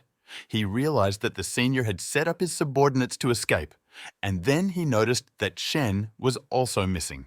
And the intruder just ran through the dark streets mentioning Shen and his girlfriend with unkind words. He was angry and thought that one day he would take revenge for being in such a situation. But then he heard someone address him. The boy took off his hood and revealed his face, saying that he expected such an act from a criminal, and that a few days ago he got into trouble because of him. Then Lee raised his hands and recognized the boy's strength that allowed him to defeat his accomplices. He said that he did not expect the young man to be able to catch him, also added that there was no point in fighting, and surprised the boy. The man pointed to his backpack and said that there were 3 million yuan in it, and if Shen missed it, he would give it to him. The boy rubbed his face, saying that this was a very attractive offer, and the criminal was just ready to attack the boy unexpectedly. He quickly launched the key, which he had been holding in his hand all this time, at the young man, wishing him to die. But the boy was ready for this and dodged the lunge, surprising the opponent with his speed. Shen jumped up high and said that he didn't believe his words from the beginning and expected the same from the criminal. While Lee was trying to get the guy to talk, law enforcement officers led by an officer appeared and surrounded the scoundrel. He only wondered how they managed to get there so quickly. The young man jumped down and began to praise the intelligence of the senior officer who tracked him on GPS. Then the criminal realized that Shen from the very beginning was not going to fight with the criminal or take his bribe. The intruder was handcuffed, and when he was being escorted, he turned to the young man and said that he really thought he had won, and that someone else would soon be the winner. But the boy with a smile on his face told him that he was looking forward to it. After how many days at Shen's house, Uchijin's friend asked him how much he earned from this case of exposing criminals, but he replied that no one paid him this time. And then he said that he knows where the girl can earn money, which is why she stared at the boy in surprise. She asked if he meant that she helps him in everything, as well as cooks and cleans. But he replied that the girl does not understand her value, and told her that she should actually teach martial arts, much to her surprise. Then the girl asked if that's why he didn't pay her earlier, because he was going to open a martial arts school, and he answered that only business can bring her as much money as she needs. The girl tried to refuse, arguing that she was completely far from martial arts, but the guy offered her 30% of the income. Then the girl said that maybe it's not so difficult and you won't know until you try. Shen replied that it sounds quite strange. Lion Corporation sponsored the opening of a martial arts training center where Ruchijin began working. The center quickly recruited its students. When the classes began, no one even suspected that the girl was unfamiliar with martial arts. Everyone was very satisfied with the teacher. One working day, the young man asked Uchin to bring him a checkbook. The girl was dressed in the uniform of a maid, and she was very embarrassed by this appearance, and the guy promised to raise her salary. The young man opened the income journal, and after counting, he was satisfied with how much he and his girlfriend earned, and at that moment, Lion entered the office. A friend informed that the young man was going to be expelled from school, but he did not understand what was happening because he had taken an official leave. The boy said that he copes well with homework and has good physical training and does not understand why he can be expelled. Uchijin supported the boy. Then the classmate said that the young man broke many rules. one of which was cheating on the exam, but Shen replied that it was a long time ago and that the teacher was not going to report it.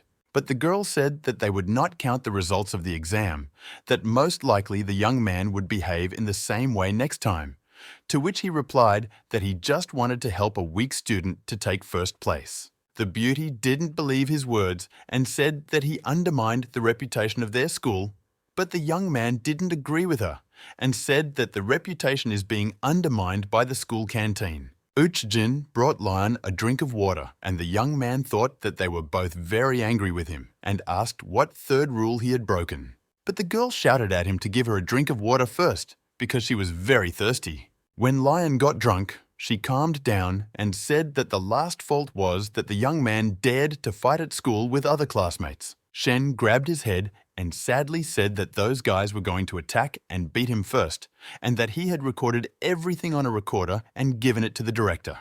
Then, the friend replied that thanks to the help of the police, the school was very proud of him and turned a blind eye to all the troubles, but someone really wants to frame the boy. Then the young man calmed down and thought.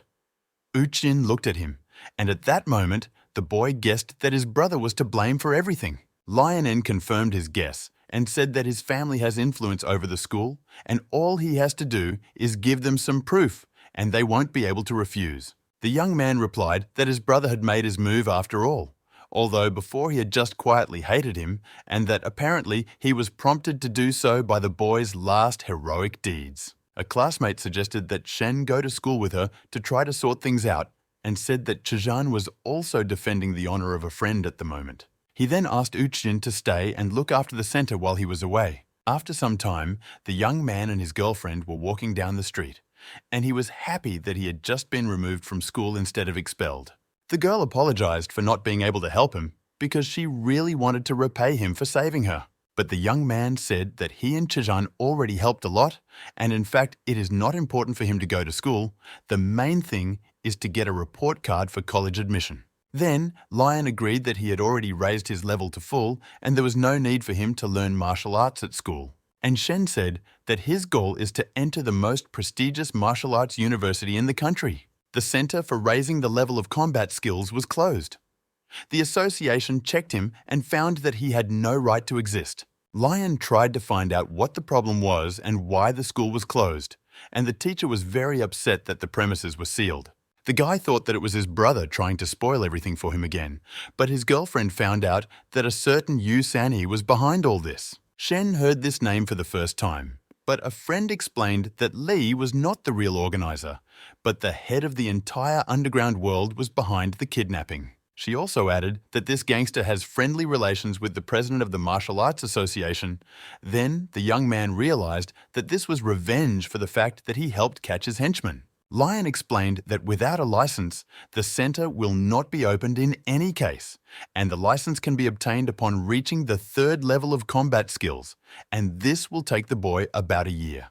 But Shen smiled at her words and said that he wouldn't need that much time. The young man explained to his girlfriends that Tian would do anything to kick him out of school, and on the other hand, this mobster left him without his main source of income. Then the guy said that he should enter the university so that it doesn't happen there, and if he can't open his center, then he needs to do something more serious. With these words, he greatly embarrassed Lion's friend and added that if he cannot get the certificate, he may not pass the exam either. The young man was lying on the floor and talking to the system, asking to check his account balance. The system replied that he had only 30,000 left, and he realized that that amount would not be enough for him for anything. He first thought of asking his friends Lion and Chan for money, but realized that it still wouldn't be enough to reach the full 1st level of a hawk strike. Then the boy decided that he needs to train some more techniques because he still has no opportunity to improve this one. His thoughts were interrupted by the voice of Yu Chin, who came home after buying all the books he asked for. Shen could use, but almost every book they opened was of no practical use to the young man. Then the boy, in despair, fell on the floor with his arms outstretched and thought that it was impossible to find the necessary information in the ordinary market. But at that moment, the girl read the title of some pamphlet that interested them both. The writing really turned out to be better than the previous ones.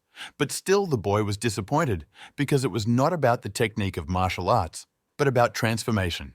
Jin said that this was an unusual transformation, but the young man replied that it did not change anything for him. A quarter of an hour later, the guy was completely tired, and the girl continued to read about the technique that allows you to copy the appearance of others, but it is very difficult to achieve a high level in it. She also disappointedly added that this exercise was not designed to purify ki energy, and Shen was already interested in the information about copying the appearance. Then he took the pamphlet from the girl's hands and ordered her to throw all the other books into the pantry. Paruga incredulously asked if he was really going to practice. He then replied that he now had plenty of time to practice because of his suspension, and he had also come up with a new way to find money. The guy decided to go to a financial company and ask for a loan, but the employee unfortunately refused him due to his credit history. The young man got angry and began to demand an explanation why they cannot provide loans because they do not refuse other people, and the creditor replied that the company does not lend money to everyone. Then the young man jumped up from his seat and shouted that it was he who helped catch the bandit Li, who was their financial director. The guy demanded that the woman call the management and verify his words, which she did. The woman, with a serious look on her face, listened to everything that was said to her, and then hung up the phone, bowed to the young man, and asked if he was the same Shen from the rich family. The guy answered her and thought to himself that he wanted to practice the technique of changing appearance in order to steal Cao Tian's identity, and then asked the woman why she stopped mocking him after the call. She apologized and invited him into the principal's office. He entered and sat down in a chair as if at home and began to demand money. The creditor replied that due to the fact that the young man belongs to a rich family, they can give him a loan of up to 5 million. The boy then asked if they were afraid that he would not return, but the man replied that such a thing could not happen to the Shen family. The boy was informed about the interest rate and given a deadline of 3 months, and then given to sign the documents. Then the young man extended his hand to the director and thanked him, and he shook it in return, saying that it was not worth the thanks. The man's hand turned out to be quite strong, and the banker noticed that the guy was in no hurry to leave and asked if he needed anything else. Dashen replied that he noticed that the man was also a practitioner and wanted to know how strong he was. When the boy came out, the principal decided that he wanted to buy a license to open his school, and spoke disparagingly of him. He also added that if the boy does not give the money, he will be ready to kill him. Shen stood in front of the company building and triumphantly thought that he was right, that they would give him a loan. Then he clenched his fist and decided to play with this director next time because he felt in him the same level as he had. The young man came to the restaurant after spending 3 days recovering from cultivation at home, and he was very hungry. But the workers were scared. They said that it was necessary to close and even took the advertising board from the street. The young man and his girlfriend stood and watched as the door closed in front of them.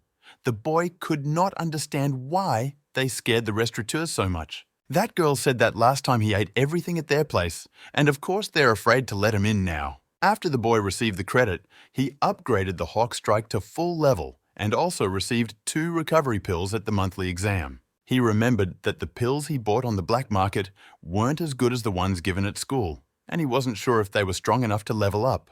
But he still decided to give it a try, and in the same instant, 3 million was withdrawn from his account, raising his level and starting the ki purification process. The young man was happy that he had reached the first level of a martial art, and now he will soon be able to reach the second. But the pills from the market were not enough to compensate for the energy costs, and the boy, for some reason, reached for the toilet. Fortunately, Uchin's friend came and did not allow him to eat from the toilet by cutting it with a frying pan. Then the guy thought that after eating everything at home, the girl brought him to this restaurant, so he decided that they shouldn't come here anymore. The friend reminded the boy that she paid for him and now he owed her money. Then they went to a Chinese restaurant and the boy decided to treat Uchin at his own expense. The girl looked at the table and said that there was no need to order so much because they might not eat and that he could have just paid the debt, but he said that she needed to earn it. The friend wrinkled her nose and leaned on the table looking at the boy, and he asked her why she was not eating. She then replied that she wanted to know what he needed from her, and he replied that she should not worry. He just wanted her to teach him the divine transformation technique. He thought to himself while pouring a drink for the girl that he had been trying to master this science for several days. But he couldn't, and she replied that as long as he didn't ask her for money, she was ready to help him. The girl was very hungry and started eating, telling her friend that it would be easy to reach the initial level, but if you don't practice further, it's easier to turn to a surgeon to change your appearance. Then she added that copying the appearance was just a theory and that the author himself had not managed to do it.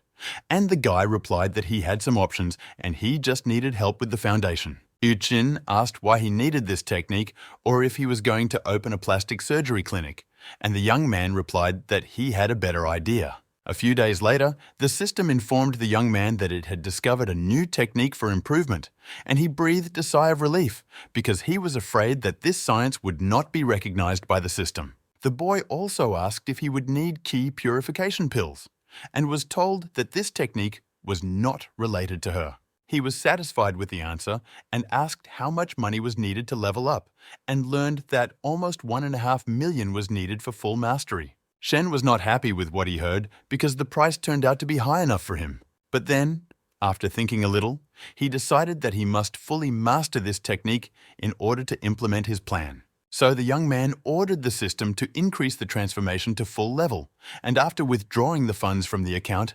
everything began. After finishing, the young man felt unwell and wanted to take a break, but after looking in the mirror, he realized that the money was spent for good reason. Shen examined himself, learning how the technique worked, and then decided to find a girlfriend to try and see if he could change his face.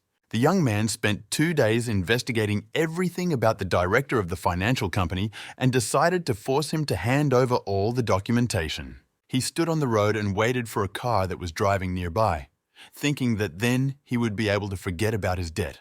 The financier, seeing an obstacle in front of him, barely had time to press the brakes so as not to crash. The car spun and drove, and then it stopped a few meters from Shen. The man ran out of the car in a rage and started shouting at the boy. Why did he go out on the road? The young man stood motionless, having previously covered his face with a black bandage. Then the banker rushed to him with claims that he was afraid to show himself to him even though he dared to block the way. He approached the boy and began threatening to tear off his hands and then kill him. But Shen at the same moment used a kick against the opponent who did not expect it. The man tried with all his might to repel the attack, and it was very difficult for him. Then he realized that the young man was also a martial artist and jumped back, asking if he needed money. Shen took off his mask, and the banker was scared because he recognized him by calling his name Yu San-e. But the young man could not understand why exactly this name, because he adopted the appearance of Cao Tian. Shen then realized that the underground thug was his hated brother, although he couldn't believe it. The financier rushed to the boy, saying that he did not recognize him and did not understand why he attacked him so suddenly. But the young man only smiled at his question and thought to himself that he must somehow get information while trying not to say anything superfluous.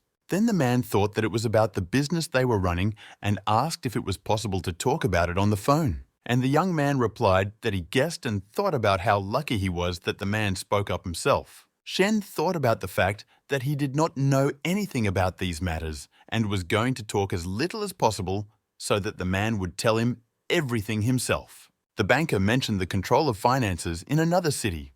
The boy nodded, and he wondered if the authorities of Cao Tian had gone so far. He continued to talk about the affairs and assured that the boss the young man pretended to be could trust him, to which the young man nodded, amazed at what his brother had achieved in 2 years.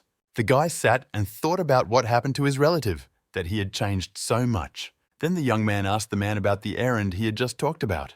The director told about the financial company he is currently working in and that he carries all important documents with him. Shen asked if he had all the documents, to which the man replied that he constantly renews them in his briefcase for easy reference. And the man was already going to hand over the briefcase to the boy to appease his boss, who did not trust him very much and whom he was very afraid of. The young man was glad that he did not even have to ask for these documents, and the financier happily handed them directly to him. Then Shen told him to stop working in another city because he had a more important assignment. The guy said that there were all kinds of rumors and that maybe his phone was being tapped. Then the subordinate concluded that this is exactly why his boss behaves so strangely. The young man continued to make up a conspiracy story and ordered him to get a job as a construction worker, not to use his phone and wait for further instructions. The man gladly agreed to this, saying that he would do everything properly, and the boy mockingly replied that he would calmly entrust this operation to him. After some time, Shen watched the plane in which the financier flew, and before that, he made sure that he destroyed his phone. Then, the guy assumed the appearance of the director of a financial company and, smiling, thought of something. The next morning, the guy in the form of the head of the company arrived at the workplace. He greeted the surprised employees and headed to the director's office. When he closed the door, subordinates began to whisper that the boss was not like himself and usually came in without a mood. The young man closed the door from the inside, making sure that no one suspected the change of management. Then he called and ordered no one to disturb him, regardless of what they hear in the office, because he will be working on important documents. After that, he rubbed his hands together and went to the safe, which he noticed last time in the office. Remembering the password, the boy opened it and spilled everything that was there on the floor, rejoicing at the profit. Shen tried to convert all the treasures into the system, but she could not do it because the money was someone else's. Only a few tens of thousands were counted. Employees heard a rumble from the director's office. One even wanted to check what was happening, and a colleague stopped him. He warned the boy about the consequences of disobeying the leadership. And Shen, meanwhile, finished destroying all the company's important information and also obtained compromising information on them. He saved all valuable data on a flash drive and then decided to do something else to get rid of these bandits forever. In the living room of the luxurious palace, a video recently recorded by Shen was playing on a laptop. In it, he appeared in the form of a director who confesses to all the company's crimes and reveals compromising information about it. Cao Tian was watching this recording, with his loyal servant standing next to him. The video was about a mobster, which was actually the heir of the Shen family. And at that moment, his real name was revealed, and it greatly embarrassed the bandit who was hiding behind a pseudonym. The employee immediately began to assure that they had no evidence and that he had already asked influential people to deal with all this. Cao Tian then asked what had happened to the company, and at that moment, his phone rang and he learned that there was classified information on them on the internet. The evidence turned out to be very serious and the company was closed. Then the man asked where the director himself is now. The employee replied that no one had seen him for 3 days, and Cao Tian hung up the phone angrily. He left the room and finally gave orders to find and kill the financier within 3 months. And at this time, somewhere in a distant city, the former general director was thinking about his fate while working in construction. The man thought with satisfaction that he would definitely serve his master, and he would recognize him for such a sacrifice. Meanwhile, Shen continued to practice his physical skills at home. The young man was happy that he had finished with the illegal financial company, and now no one would claim his debt. In a moment, he broke through the rock with a snap of his fingers. The boy was happy to look at his hand and thought that it was enough to concentrate, and everything worked out for him. The system reported that the transition to the second level of the hawk was allowed, and the young man happily asked how much it would cost him. When the young man found out the price, he thought that it was too expensive for him, but he remembered that he had found jewels in the director's safe, which could be exchanged for an even bigger pile of money. Then the young man took out the pills he also found in the safe and popped a few into his mouth, commanding the system to raise the hawk strike to full level 2. A sufficient amount of money was withdrawn from the account, and the process began accompanied by all kinds of sounds. When everything was finished, Shen thought that he was left poor again.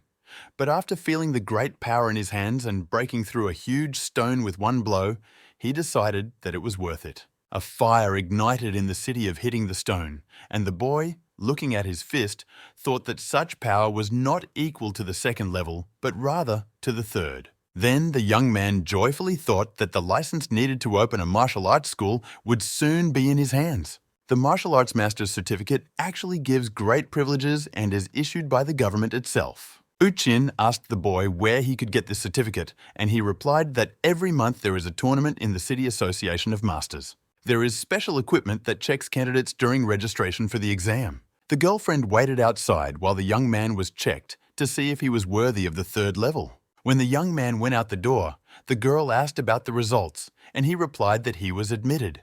The friends were walking and discussing how the exam would go, and at that moment, a man passed by them and noticed Shen.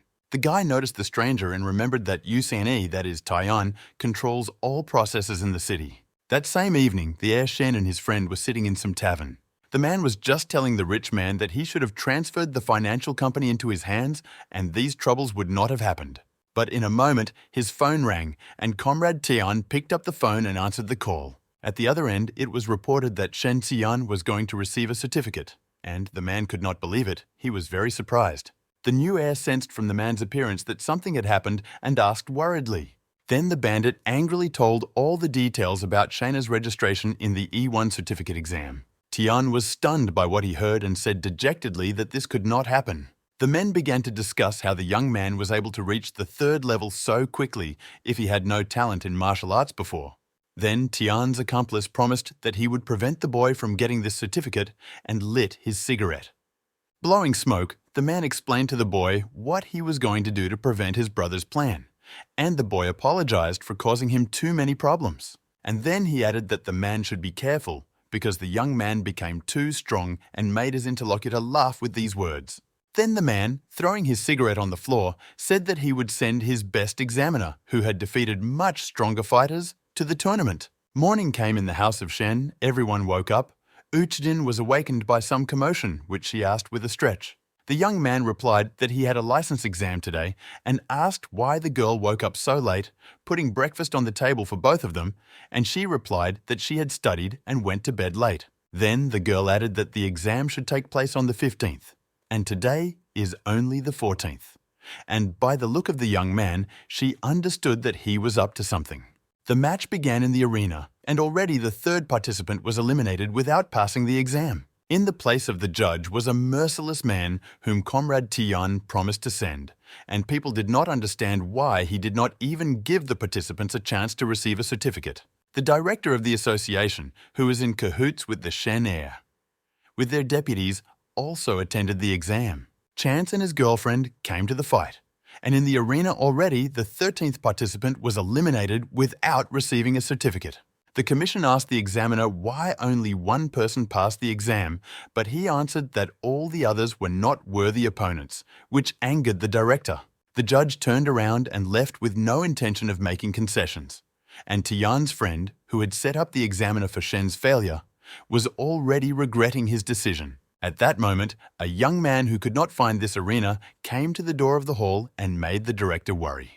The door began to open, and he was already happy that finally the guy he needed appeared. But a completely different participant entered the hall, and the director almost exploded with rage. Many hours passed, and at the end, the boss asked the judge if Shen had come, but he said no, and the exam was already over. Then the man thought that the young man didn't need a certificate, but he heard a conversation between 2 men who discussed that it was necessary to go to another city where the exam could be easier. The director clutched his head in despair and thought that the young man could really have obtained the certificate somewhere else and ordered the employee to check all the registers. Then the boy replied that he found this name among the participants of another city, and by this he was very disappointed and angered the boss. In the meantime, Shen and her friend were walking around the city. She was interested in how the exam went, and he replied that everything was fine and he would receive a certificate in a month. Then Uchijin said that she did not expect that the young man would leave a day early to take the exam in another city, and he replied that he could not trust the association at home because it could have been bribed by his brother. Already late at night, Xian received a call and was informed that his brother had passed the exam in another city. The heir said that the father had already learned about Shen's exploits and wanted to return him to the family, so now a new battle between them would begin.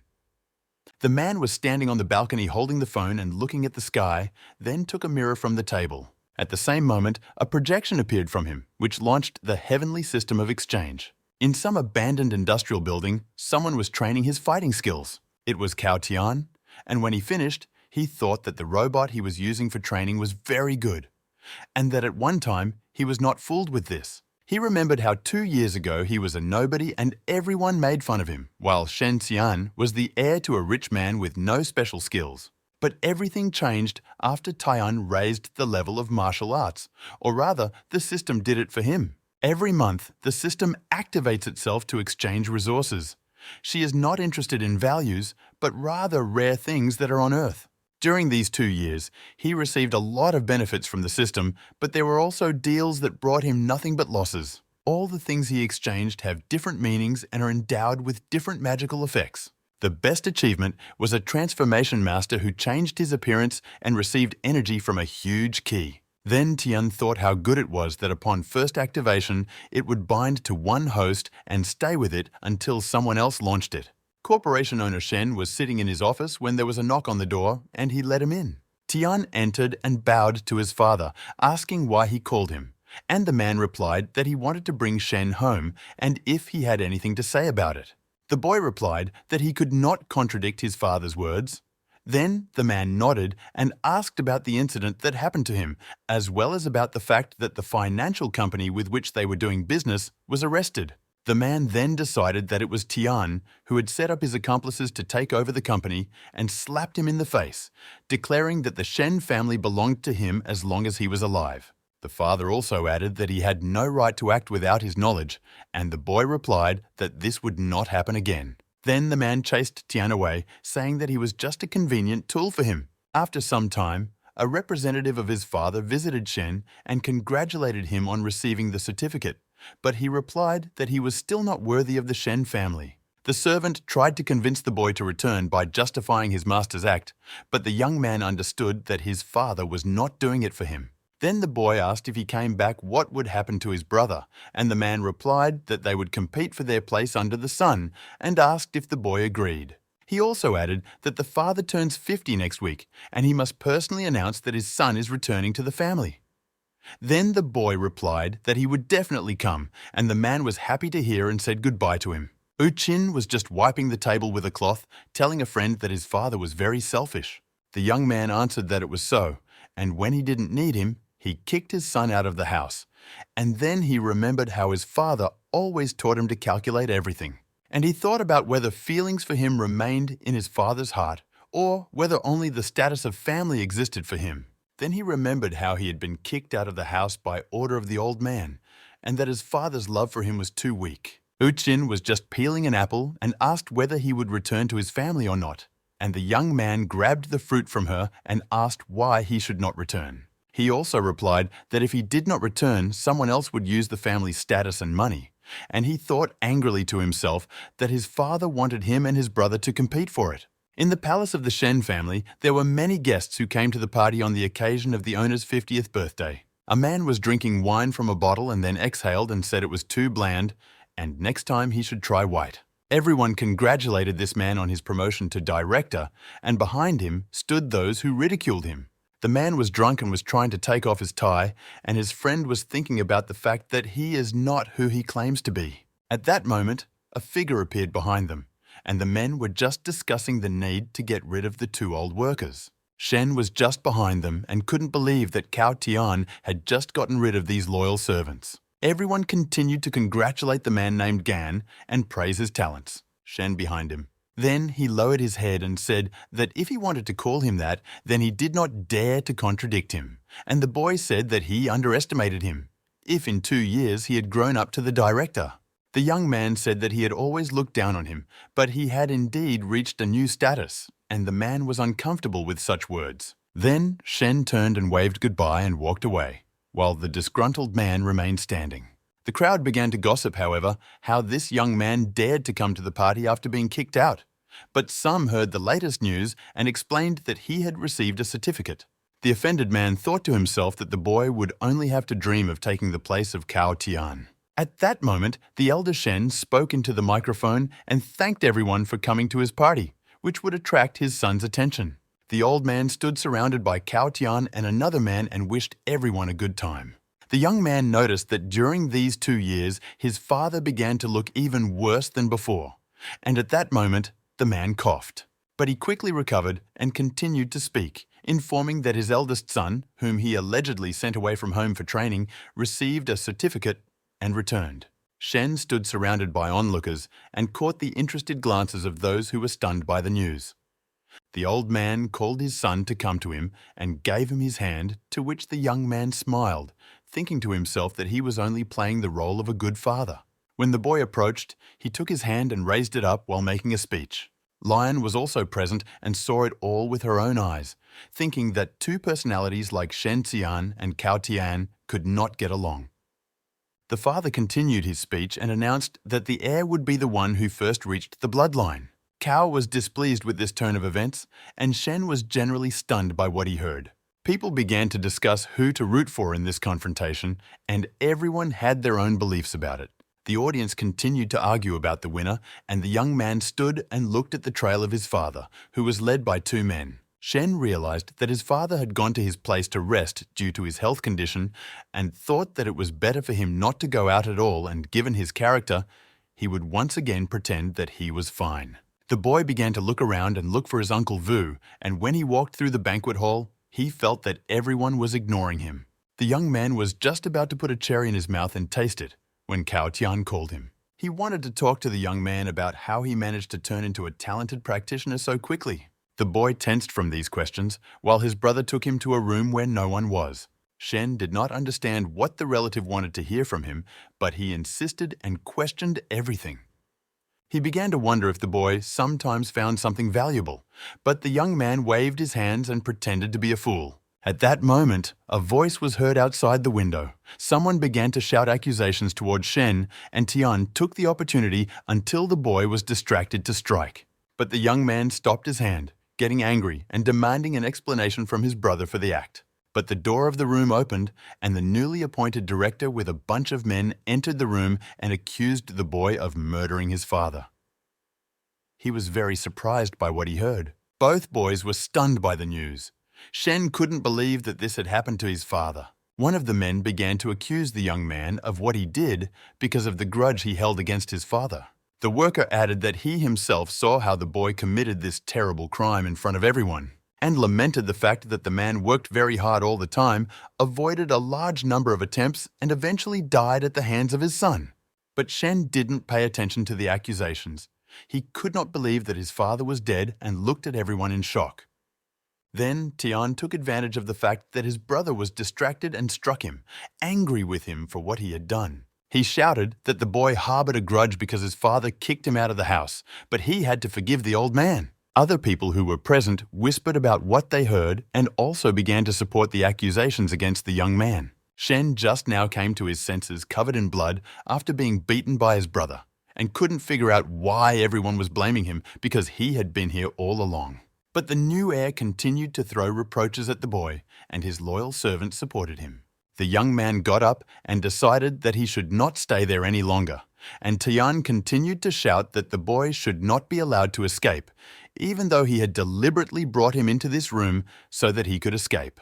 The young man immediately jumped out of the window, and the satisfied brother pretended to be disappointed, but in fact, he did so specifically so that Shen would never be able to wash away these accusations. The men ran up to the window from which the boy had recently jumped and saw how he fell into the pool. After that, Tian began to issue orders to his six to catch the fugitive and report to the Martial Arts Association.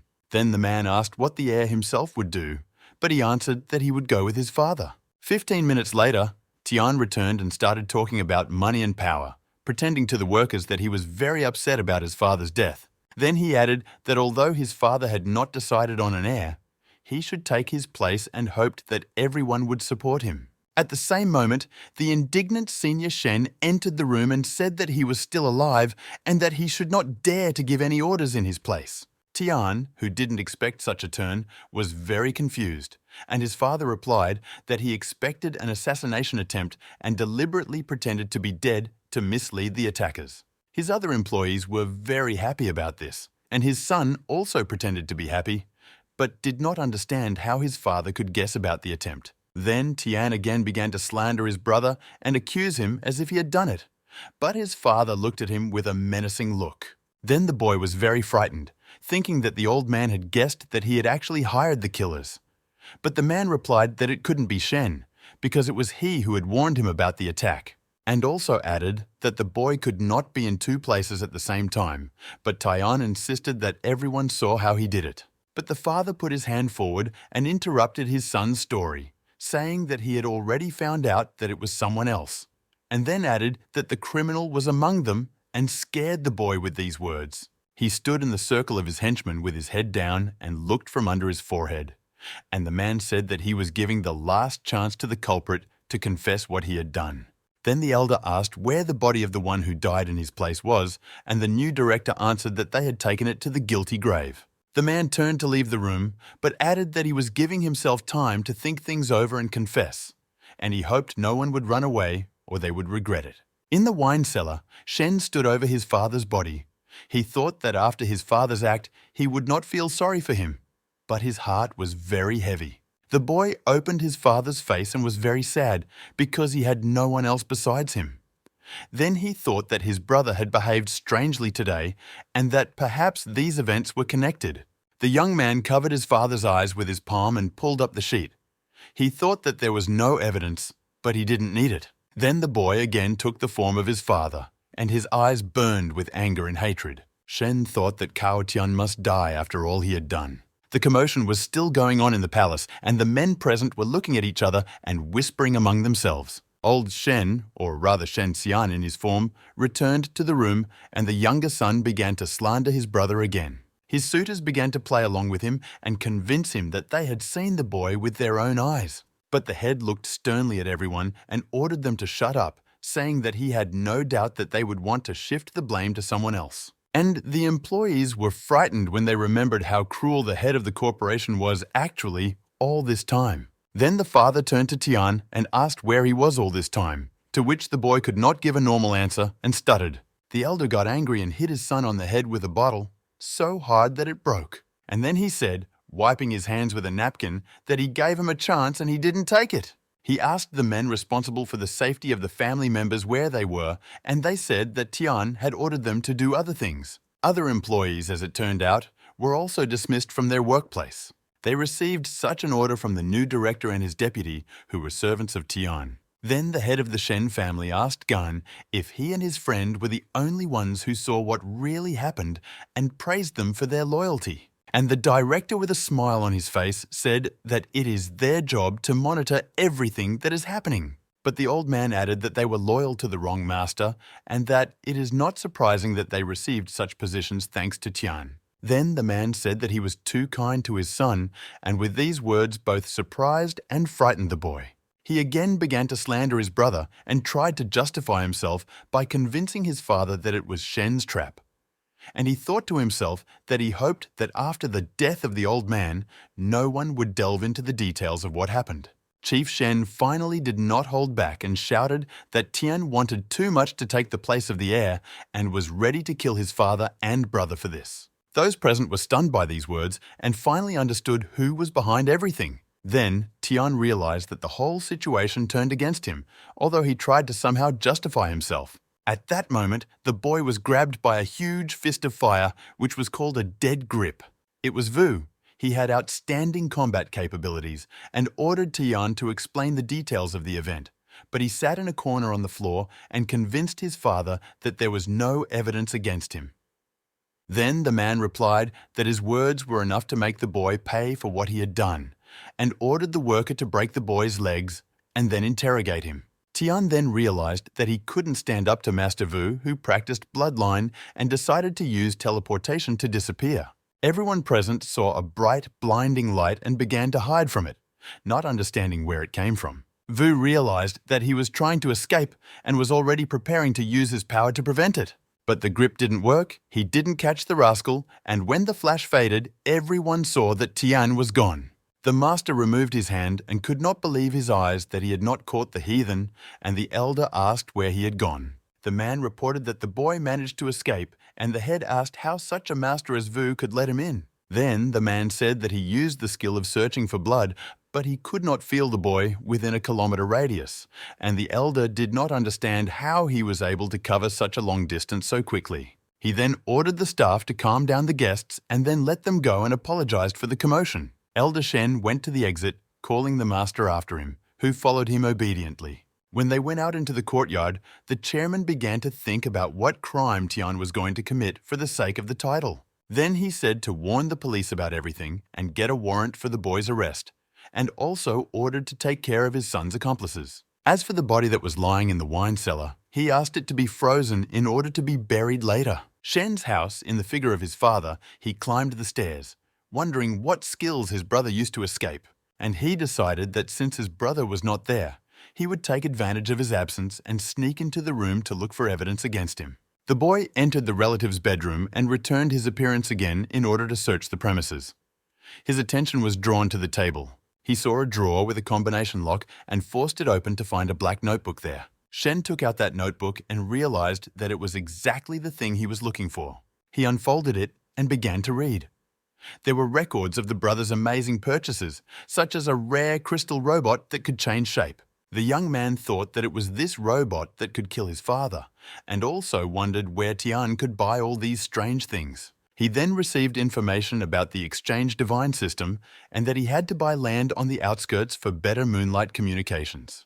The guy was surprised to realize that Tian also had a system and decided to find out about everything from his. He received an answer that other systems also exist in other worlds and that there are many of them, and she could not give more information. The boy scratched his beard with his hand and finally began to understand what was happening around him.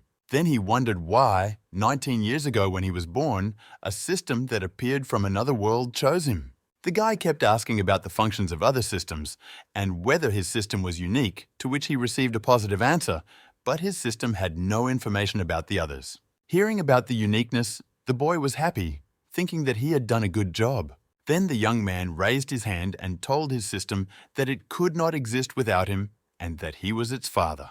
And then I asked about the Tian exchange option, but there was no information about it again. He frowned angrily, thinking to himself that it would be too easy to get everything from the system. The boy realized that he would not be able to get information about his brother's system, but he could find a plot on the outskirts, and he turned into a father again. He left the room taking the notebook with him and asked Vu to call his son's driver. Unfortunately, the man only had a regular schedule and did not know where else the heir could go. Then the old man bowed his head and asked him to think carefully. And the driver still remembered how Tian forgot to delete the history from the navigator, and it turned out that he drove to an abandoned location. Late at night, Chairman Shen and his workers reached the abandoned buildings outside the city. Vu reported that the plot really belonged to the heir, and the man noted that the moon was very full that night and called everyone to come inside. When they left, the master said that he could not sense anyone nearby by using the blood sensing skill. But their attention was drawn to the door, which was protected by something and could not be penetrated even by Vu's blow. He remarked that it would be easier for them to destroy the whole building than to open this door. Then Chairman Shen decided that if the master could not do anything, then it must be an object from another world, and asked everyone to leave him and go home. The workers protested, but the man insisted that they leave him because he wanted to get rid of the extra eyes. He asked to leave the car for him and ordered to deal with Tian's underground activities and his connections. The men got into the car and drove off, and Vu thought that his old master wanted to be alone so that no one would see his weakness and figure himself out. When they left, the boy again changed the appearance from his father's body to his own. The young man approached the protected door and touched it, realizing that he would not be able to open it. He tried in every way to open the room. He almost danced next to her, but he did not succeed. He stood and thought that everything was more difficult than he expected, but then something occurred to him. Shen decided to try to take the form of his brother, leaned towards the scanner, and it beeped. The person was identified, and the door to the building began to slowly open. The guy entered and saw a lot of all kinds of treasures that he was going to appropriate. He found a large number of small arms and melee weapons and wondered why he needed them in peacetime. There were a large number of strange things that Tian had acquired over the past few years that the young man had only seen in books, and a small bottle with some kind of elixir and a red cloak and a staff, which the boy took and began to glue the fool. But in a moment, he heard some noise and remembered that he had not closed the door. The boy turned his head and saw someone's silhouette at the entrance. It was a liquid crystal robot that had just turned back and had the appearance of Shen himself. Artificial intelligence asked why the owner returned an hour earlier than planned, and then the guy remembered that he was in Tian's body. The robot said it had a low charge and asked for permission to recharge, which the young man happily allowed. Then he connected to the charging station in the form of a key, and the young man could not believe how much he looked like him. He walked around and thought that it was not very easy to use because it also had to be charged, and at that moment, the robot asked what his master's order would be. The young man thought about ordering him, but then decided to ask about his last order, as if he had forgotten. 15 minutes later, the robot returned to its form, and Shen thought that it was a good thing that the charging key was large and Tian couldn't carry it with him. The boy held the artificial intelligence in his palm and thought that this thing was not quite perfect because it could not understand that he was its master. And then he remembered that Tian would return soon. At first he wanted to call back the workers to help deal with his brother, but he was afraid that they would witness many secrets. Then he decided to try to cope himself. The more he wanted to avenge his father, although he did not have a warm relationship with him. As expected, Tian himself arrived at the abandoned factory half an hour later. He lowered himself to the ground and looked towards the pavilion where he kept his valuables. And then he took out the amulet of teleportation and thought that unfortunately he cannot set exact coordinates, so he has to return for a very long time. He approached the building and scanned his face while opening the door of the premises. Tian walked inside and saw that the robot had already returned and connected to the charging station. Then he was happy that he could use his resources to regain his power. He then ordered the Transformation Master to return to his base form, but immediately remembered that he had not let him in and wondered how he managed to get inside. At that moment, the robot seemed to go mad and attacked the Master, inflicting serious blows on him. The man got very angry, not understanding what was happening, and started shouting. But the artificial intelligence had already captured the target and was going to use the weapon. Tian was frightened and tried to cover himself with his hands, but the pursuit missiles were already flying at him at a crazy speed. The air was struck by a large number of blows and flew a long distance. The robot approached him again and this time attacked with his own hand without using a weapon. He struck at him again, but due to Tian's defense, he missed his target, although he did break one protective object. The man got angry and rushed to the robot, shouting something about the broken thing as he went. After some time, the AI fell to the floor completely unfit for combat due to its low charge. Tian was very exhausted and badly beaten. He did not understand why the thing that belonged to him attacked him and decided to ask the person who sold it to him the next time. Then the boy took off his torn shirt and the protective elements that were used in the fight flew to the floor, and this made him very angry. Still, he understood that something was wrong and thought that someone had deliberately set an artificial intelligence on him. But then Shen appeared from the shelter and just tried on the strange shoes and gravity cloak and said that Tian was very lucky that the robot did not kill him. But unfortunately, all the talismans of protection and strength lost their effect, and now the young man could fight his brother in an honest way, which he suggested he do. Tian was very angry when he saw his relative. He made a terrible face and was about to attack. Shen rose above the ground wearing a gravity cloak and armed with a magic wand. The young man used his own personal weapon against his younger brother and thought that he would be happy if he killed him with it. In fact, he understood that this was not what he wanted and something else could bring him satisfaction. He shouted to his brother sitting on the floor that he wanted to fight him to the death. He was confused by these words because he was already beaten and tired enough, but the boy went on the offensive again. A battle began in which Tian tried his best to defend himself and survive. A huge hole appeared in the wall of the pavilion after Shen's attack, and his brother asked him why he stopped. The scoundrel said that all the things the boy armed with belonged to him, and he would not be able to use them effectively, and then decided to attack in return. Shen, meanwhile, decided to throw away the wand, which no longer had power because it was discharged, and focused on his brother. And Tian, with a menacing look, rushed to the young man to give him a fatal blow. But after all the artifacts lost their power, the boy threw them on the floor and overtook his brother, striking him so hard that he was left without teeth. Shen felt the powerful force in his hands and was satisfied with it, while the younger brother was on the floor preparing to strike back. The heathen again decided to use the tiger's fist and angrily rushed into battle. And Shen stood waiting and thought about the fact that his brother still had strength and there was not even a single serious injury, so he clenched his fist with the intention of changing that. When Tian was close to him, the young man struck him hard in the chest. He shouted at the same time that he would not allow any further damage and grabbed his opponent by the throat. Then he said that he never humiliated him when he was a beggar, only helped him. And when they switched roles, he repaid him with insults. He reminded the boy of how he had sent thugs to him and hit him, saying that this was the price of ingratitude. Then he added that he would pay him back for the disrespect he had shown and struck a hard blow again. Tian flew through the broken wall outside the room, not understanding why he was defeated, because he had practiced so much and perfected everything. Shen also mentioned that he founded a financial company that bullied people, and the heathen still didn't understand why he couldn't give up in this fight. Tian then yelled for his brother not to pretend to be good, as he was far from winning, and was punched in the face again after these words. He added that it was because he didn't know when to stop, and grabbing the boy's hand, said that the love of money should not overshadow common sense, and that the father returned him to the family to teach his younger son. Then the young man struck again with a powerful blow, and the opponent flew high into the air while Shen continued to teach him, reprimanding him for his actions. After Tian was on the ground, the boy admitted that his father was dead after all, and he took his place with the help of the transformation technique. The brother, lying on the grass, heard these words and began to rejoice that he had managed to get rid of the old man. But the boy replied that such methods were unacceptable and that it would be better if he just beat him. But for committing such a crime because of the inheritance, Shen dealt his brother a new blow, from which the ground on which he lay cracked and flew in different directions. After that, the young man stopped and turned to his late father, saying that he had avenged him. Shen stood over his brother's body and thought about how sad he was, noting that he wasn't like this before. At the same moment, something shone on Tian's chest and fell to the floor.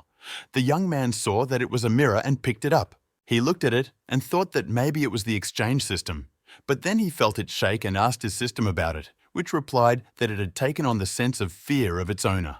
The boy turned to the mirror and asked what it was afraid of, and heard the answer that it does not see the owner, but the system, and is therefore afraid of it. Then the boy remarked that the level of his assistant was quite serious, and she replied that she was created to be unique, not just an imitator. Shen also wondered if the mirror was the same exchange system, but it turned out that it was only a part that did not have all the functions, and that was enough for the young man, and he asked how he could master it. Hearing the answer that only a drop of blood was needed, the young man was happy that he would now have two systems, and it turned out that this was impossible, but for the mirror, you could get a lot of money as a recycled material. The artifact shook a lot in the boy's hands, and he could not understand what it was so afraid of. Shen was a little upset that he couldn't use this item for exchange, but his system suggested cancelling the contract between them. He smiled and said that he would not exchange her for any other because she was created for him. After that, the system offered to recycle the mirror into waste and get 30 million for it. But the guy thought that he could get a lot more if the mirror worked. Shen agonized over whether to get the money or use the artifact, and asked if it was possible for another person to take over the system, and received a positive answer. The young man was very happy and decided to find someone who would use this mirror to earn money. After some time, the boy arrived at the palace in the form of his father. He was met at the gate by a faithful servant. He reminded the owner that he had not taken his medication and that he could not be interrupted. But he, going to the door and taking hold of the handle, simply replied that he knew it. In his father's room, Shen opened a drawer and saw a large number of drugs there.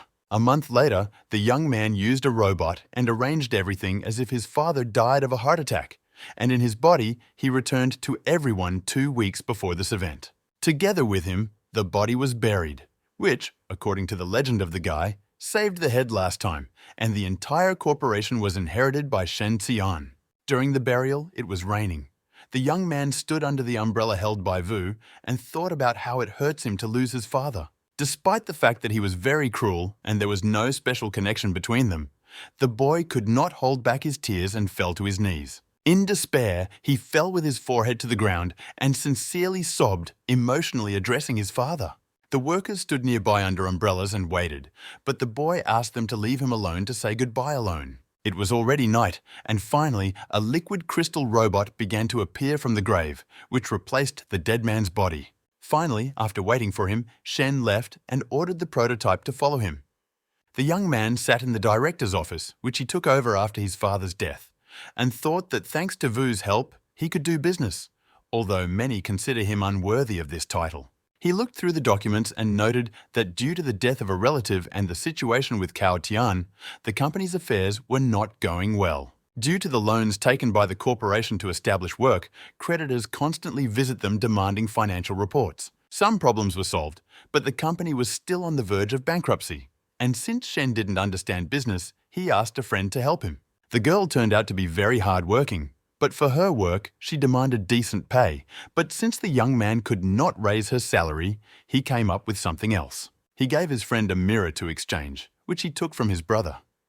She stared at him for a long time in disbelief. The beauty asked why the boy would not keep this system for himself, but he lied, saying that he wanted to give it to his best employee. Then the young man offered to share the profit and promised her 30%, but she agreed to only 50%. Shen was not against such an agreement, and the girl smiled triumphantly, holding the mirror in her hands.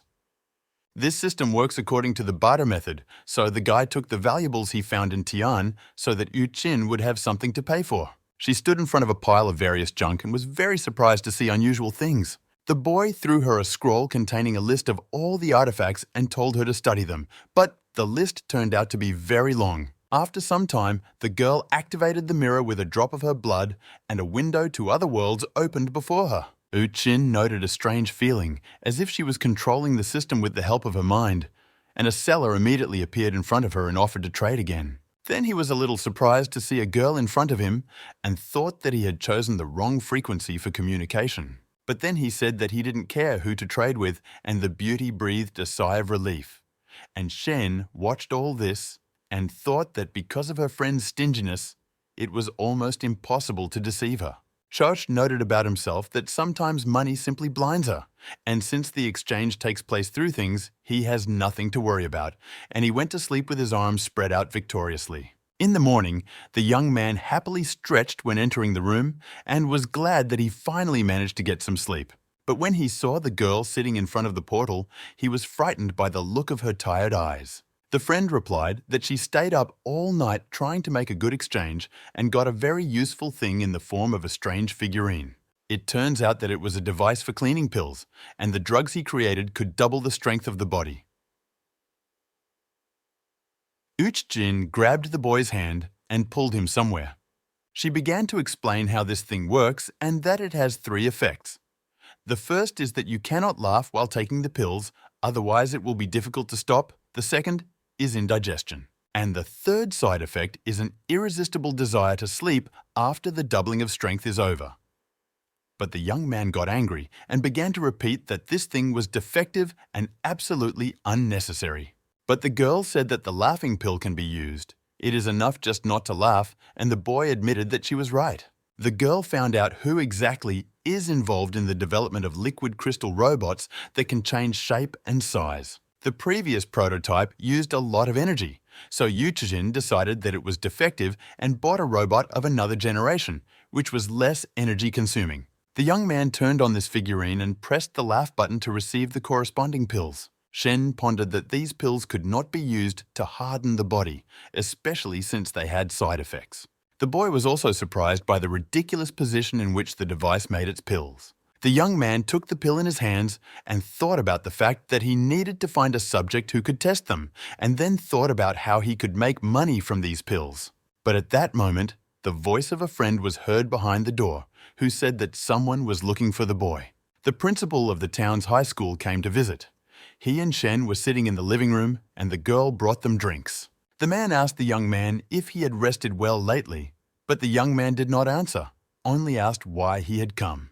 It turns out that an exchange tournament between schools was to be held soon, and the director hoped that the young man would take part in it. But he said while sipping tea that he was still on vacation. The man now apologized for the suspension and explained that there was nothing he could do because the leadership was under the influence of Cao Tian, and that he actually considered Shen an outstanding student.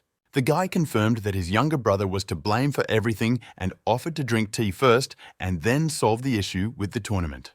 Then the director leaned over and offered 1 million yuan for second place, and the boy immediately agreed. The young man poured tea for the director and said that it would be easy to take second place, and that he underestimated him. But the man replied that although it is a great distinction to have a certificate at such an age, there are also very strong students in other schools this year. It turns out that among them there are level 3 contestants, and one also has an E1 certificate.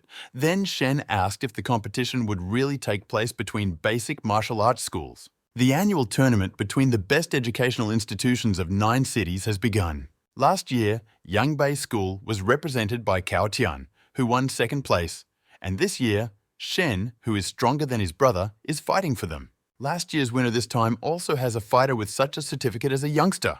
In the training hall, a boy was sitting in the lotus position with his eyes closed, meditating. An opponent came up to him from behind and brought his hand in to hit him in the back of the head. It was a training session. The teacher gave some advice to the student and said that this time his concentration was a bit higher. The man also added that it's still impossible to reach the level of the righteous mind, and it is better to train the third level without adding anything. The boy turned to the trainer, calling him his father, but he waved his hand, not letting him say anything, and noted that he must be calm in order to master the heavenly palm technique that is passed down in their family. The man said that there was a Shen contestant in the tournament who would be a test for the boy and turned his back on his son. Finally, he added that it was worth starting training, and the boy raised his angry gaze. Then the events unfolded in the school of the city of Yangnahan. One of the participants of the match sat with his head bowed in exhaustion. The teacher praised him for his efforts and for the fact that he had already mastered 3 basic martial arts techniques. And then the student, asked to try his hand again and again, started a training match with the mentor, promising not to let him down in the tournament. And someone at that moment was enjoying what a beautiful chicken he had and immediately lowered a heavy knife on it. The guy with the gun stood by the killed bird and thought about the fact that his system only needs kills, and the stronger the victim, the more points are counted. The boy's system could not directly act on the development of fighting skills, but he could use the points to improve the quality of the body. Then the young man, brandishing a bloody knife, thought that even though he had the first level and thanks to this system, he was even stronger than the third. With a wild look, he touched the blade with his tongue and thought that for more power, he must kill someone stronger. On the road outside, the city was driving a car in which the students were. One of the classmates praised Chan for his abilities. Then I asked my friend why he constantly helps the police. Does he really want to become a superhero? And he was embarrassed and said that he was doing what he had to do. Shen sat in the front seat next to the driver and yawned, covering his face with his hand. The teacher who was driving the car warned the young man not to be too bold at the tournament, even though he has a certificate. The guy replied that he never underestimates his opponent and always gives his all. Then the coach added that he should not consider the opponents as weaklings, because they are masters of martial arts, and that last year the one who was defeated by Tian was too young. He also remembered another student who could withstand the battle well. These two would be the young man's most dangerous opponents. And the young man nodded in understanding, thinking that he had gotten a chance to test his pills. The car stopped, the students got out and saw no arena except the lake in front of them. But the teacher said to just wait, and after a while, many people appeared on the shore. The trainers began to approach each other and greet each other, exchanging polite remarks. The girls immediately surrounded Shen and began their courtship, while the boys standing aside discussed who could take the first place. The young man was happy for the attention from the girls, and his friends discussed how much effort he had to put in to reach such a level. Chan had a strange feeling. His system had locked onto the assassin's system, which was her direct enemy and needed to be completely absorbed. The young man turned and saw the boy, who at that moment also felt that there was a hero system nearby that was hostile to him. The students looked at each other and Chajun noticed the evil look, and that student realized that there were other systems. The killer thought that one of the strongest young men was his real opponent. At the same moment, everyone present heard a strange sound and looked up. These were helicopters flying, in which there were participants from 2 martial arts schools. Instead of landing, they created a bridge of blood energy, stunning everyone. Fighters appeared at this crossing, and their teacher had a rather defiant look and was convinced of his victory. The instructor of another school, who was also standing on the bloody bridge, warned his colleague not to rush to conclusions. But the man was, as always, very self-confident, and the other participants noticed it. When they all came down, they were greeted by the teacher of the school, Young Bei, followed by the others. Shen was approached by one of the participants, saying that he hoped that he would not disappoint him. Another teacher was giving instructions to his ward about a duel with the young man, saying that he had a strong third level.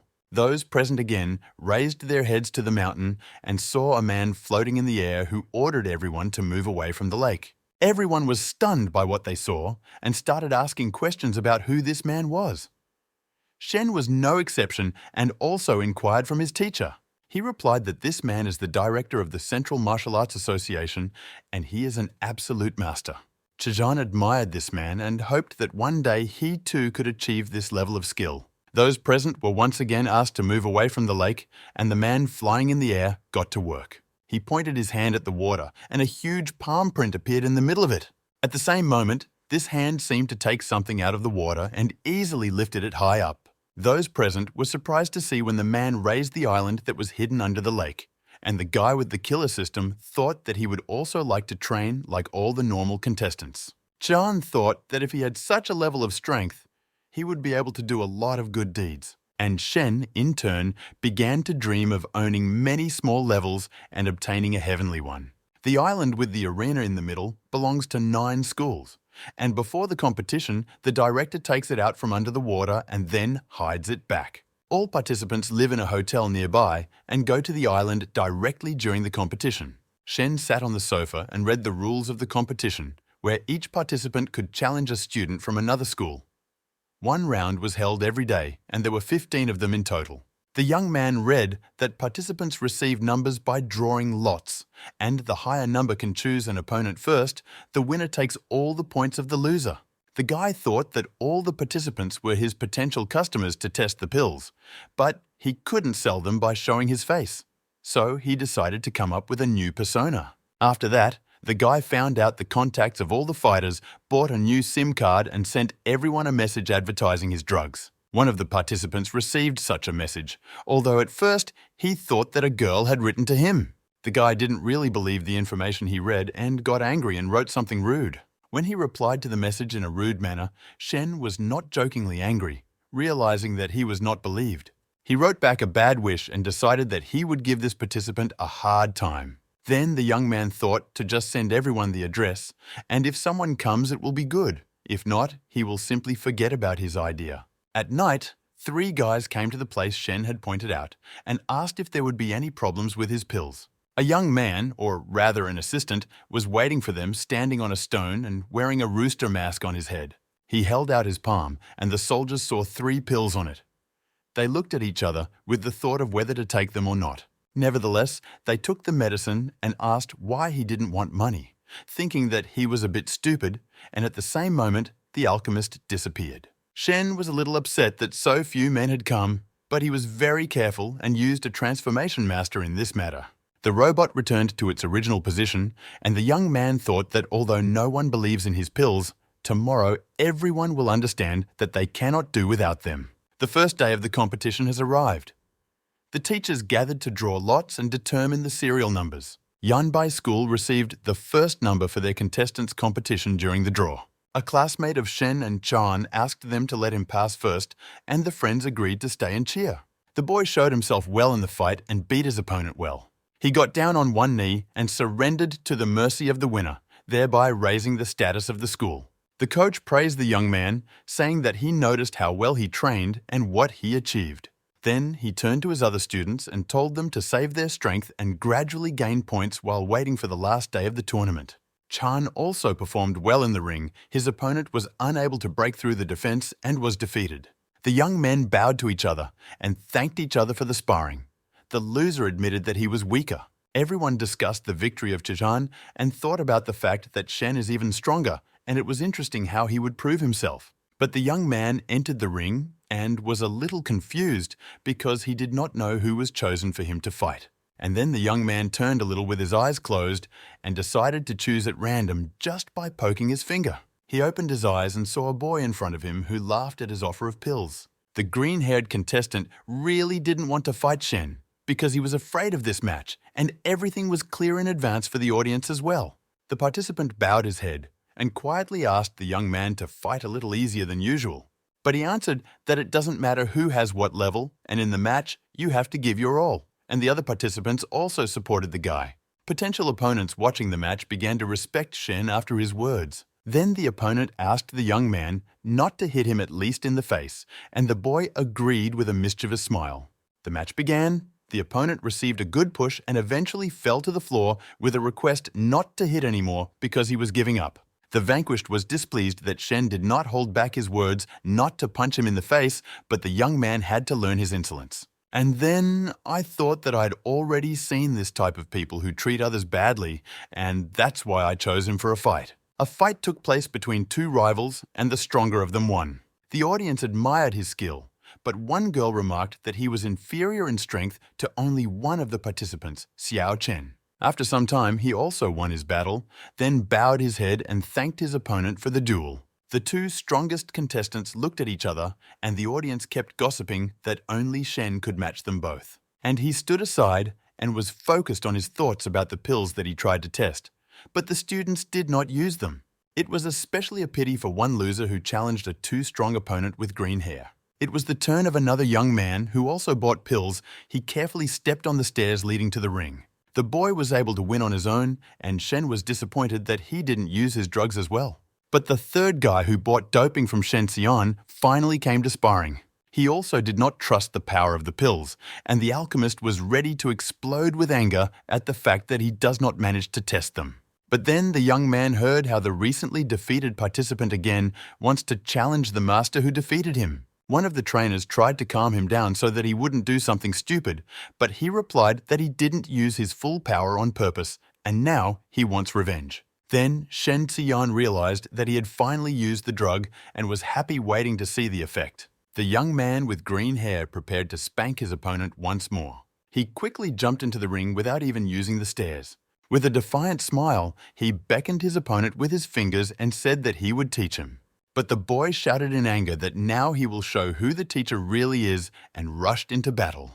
This time, the young man acted quickly and much stronger than last time and struck his enemy. He used it. An uppercut from some opponent was barely protected, and the guys jumped away from each other for a moment. The young man with green hair could not understand what was happening and why the former weakling became so strong, but he made sure that the pill he received was effective. The participants continued the battle, and the previous winner wanted to prove again that he was not his equal. But the opponent quickly jumped back and dodged, finding himself behind him. A serious struggle began between these participants. But in the end, the young man who took the auxiliary pill was victorious, and his opponent lay exhausted on the ground. The public could not believe what had happened, because the boy was clearly weaker last time, and everyone was interested in how he was able to gain such strength in a few hours. The newly minted winner really wanted to be happy, but he remembered the salesman's advice that you shouldn't laugh. The beaten competitor was carried out of the ring by men in white coats, and Shen Xian looked at him and mentally thanked him that thanks to him, his pill had been tested. Then the other participants, who also bought the pills but didn't risk taking them, looked at each other, realizing that they were still working. Finally, it was the turn of the young man with the killer system. He was choosing his opponent and could not make up his mind. Ta suddenly pointed a finger at Qian, thinking to himself that he was his only real enemy. The young men started the match by exchanging friendly remarks before it. The assassin decided to attack first and used his hand-to-hand combat technique. One of the teachers said that the exercise was too simple, but the other replied that the young man's strength was no lower than level 3. The two favorites watching the fight were stunned by the killing lust of this contestant. But Qian faced such a strong blow and at the same time remained intact. Even the teacher rolled his eyes in surprise. The assassin attacked again, raising his leg to strike, but his opponent was able to defend himself. The teachers discussed the techniques used by the fighters and came to the conclusion that Qian is still stronger. In the end, the young man was able to deal a serious blow to his opponent, and his friends rejoiced that the boy was winning. Each attack of the opponent Qian reflected, and the killer thought about how many good deeds the boy had to do to achieve such power. The boy could not afford to lose and used the strongest blow he was capable of. But the opponent again used a strong defense, and the heathen could not break through him. Instead, Qian was able to contract his enemy and threw him away. Then he quickly struck again, and the opponent thought that the young man was too strong, and he would not be able to overcome him. In the end, the killer surrendered, falling to his knees, and Qian accepted congratulations from his comrades and fans. But the defeated participant continued to look at his enemy's trail and understood that he had to somehow defeat his system. In the evening, when everyone returned to the hotel, Shen's phone started ringing with messages from people wanting to buy his pills. The young man was satisfied. Even the participant with green hair, who was rude to him at first, wanted to fix everything and was ready to pay more. But Shen didn't like flatterers and decided that he changed his mind too late and then blocked his number. Those wishing to buy doping complained that the seller does not use transfer to a card and that it is very inconvenient for them to carry cash with them. One of the buyers even brought and gave the alchemist his bank card with funds on it so that he could be convinced of his honesty. At the end of the trade, the young man sat and counted the money received, thinking of raising the price. But Shen was not going to reveal his identity, so he did not want to accept any translations. His robot took the original position and lay on the ground next to him. Then the boy turned his face in the other direction and thought that he should be even more careful and transfer all the work to the robot. The second day of the tournament has begun. There were already 2 opponents in the arena who were not inferior to each other. The teacher said, watching the fight of his ward, that his opponent was also quite skilled.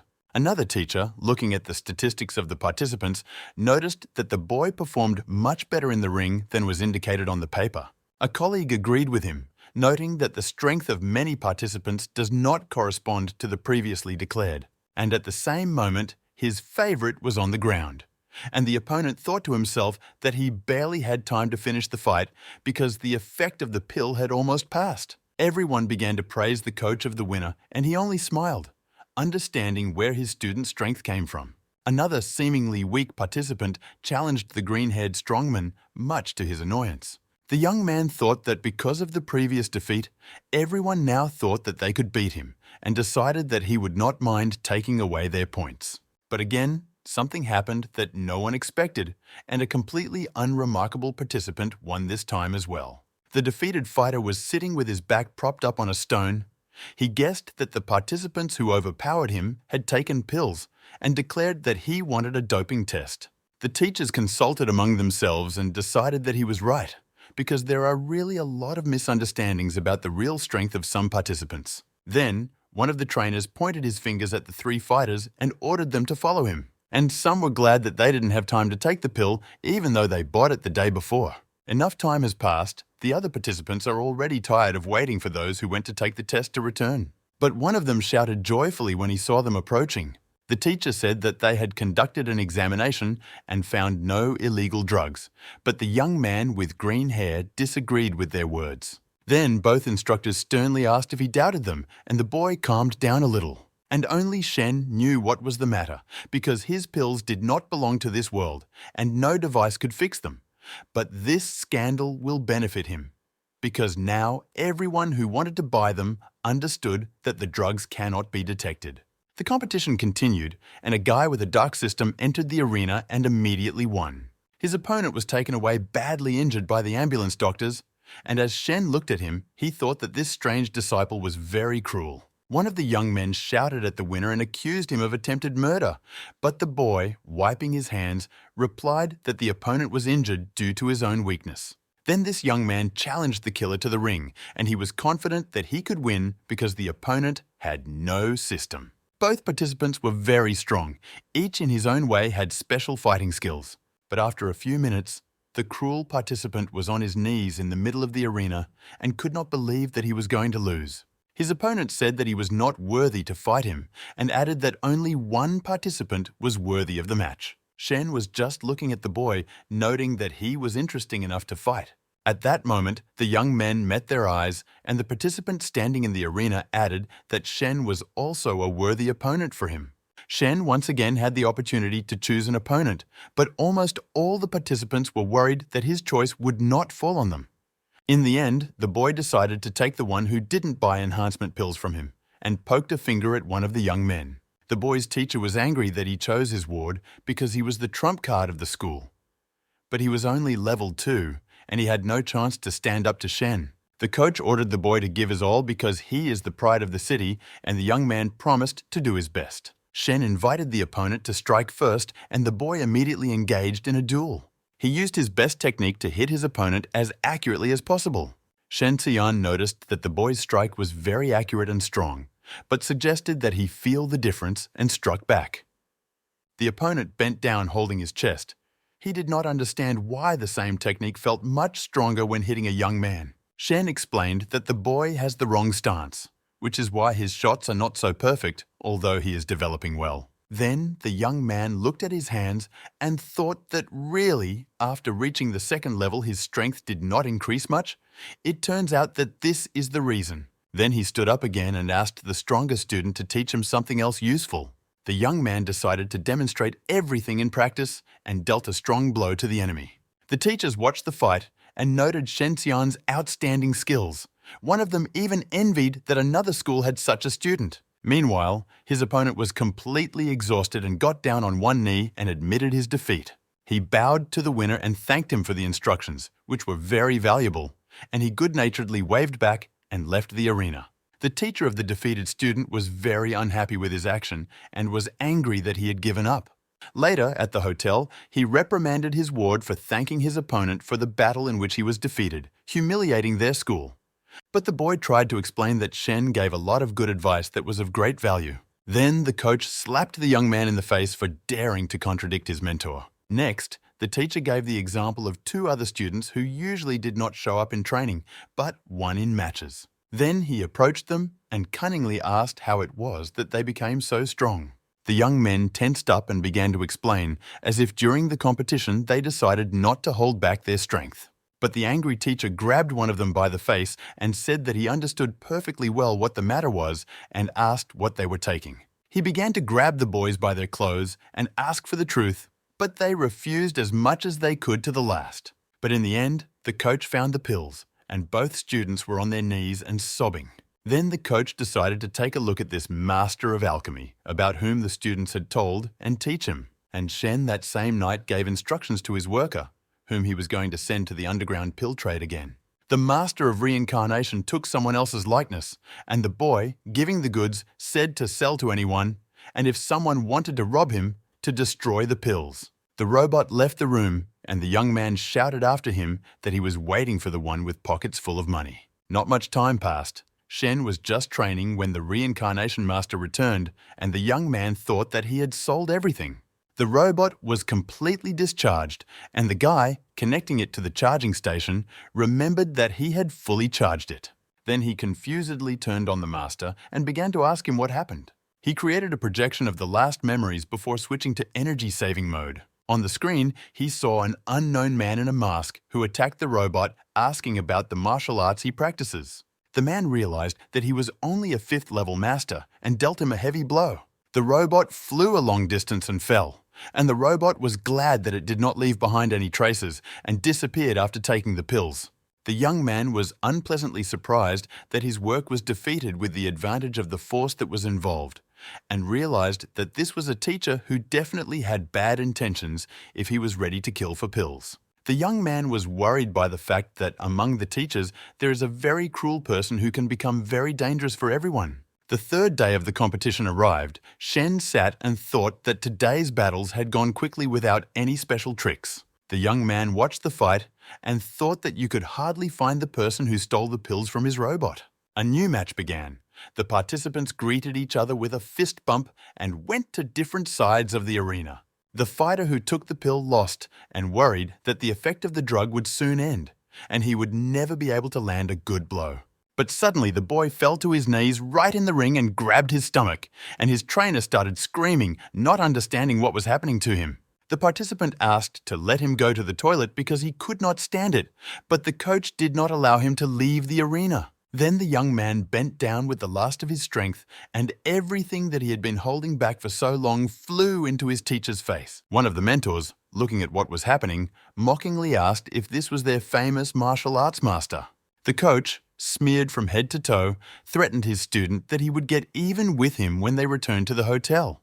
But the boy wasn't afraid of what would happen next. What bothered him was that he couldn't stop and emptied himself again right on the teacher. Shen looked at this event in surprise and thought that someone had made a mistake and eaten the wrong pill. And then he thought that he had finally found the pill thief and filmed on his phone how the teacher was dragging his student from the arena. In the room, the boy transferred the video to his colleague, who, after analyzing the appearance, confirmed that this teacher was the attacker. Then the young man decided that the man would not get away with such an act, and he would soon regret it. In the evening, one of the teachers went for a run, and the coach, who turned out to be a thief, was already waiting for him. He joined the man as if by accident and offered to run together.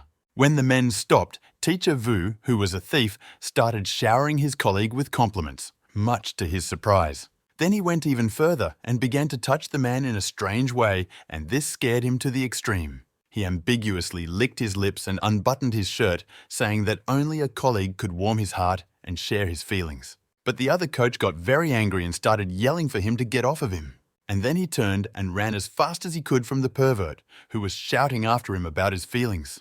But in reality, it was not the teacher, but Shen who changed his appearance, and after everything that happened, bent down and began to spit in disgust. He wiped his face with his hand and thought that it was still worth it to continue with his revenge plan. And the frightened teacher, who barely escaped from his colleague, was just about to take a shower, but still could not come to his senses from what happened to him. The man went to the bathroom and thought that he should stay away from his colleague. And at the same moment, the transformation master, Shayna, crawled into his room. The robot transformed into a pervert and started counting down. And the teacher, taking a shower, heard something in the room. All in a daze, he went out to see who was arguing and noticed that the things that had recently been there had disappeared. And then he saw how his adorer was running away through the balcony, holding the stolen item in his hands. The man got angry and rushed after him, shouting insults in the direction of the thief's suitor. But the real teacher at that moment was in the forest and was waiting for the seller of pills. He was holding in his hands the phones of the students in which the meeting place was discussed. At the same moment, someone called him, and looking around, he saw an angry colleague running towards him. He ran closer and put some red underwear on the coach's head.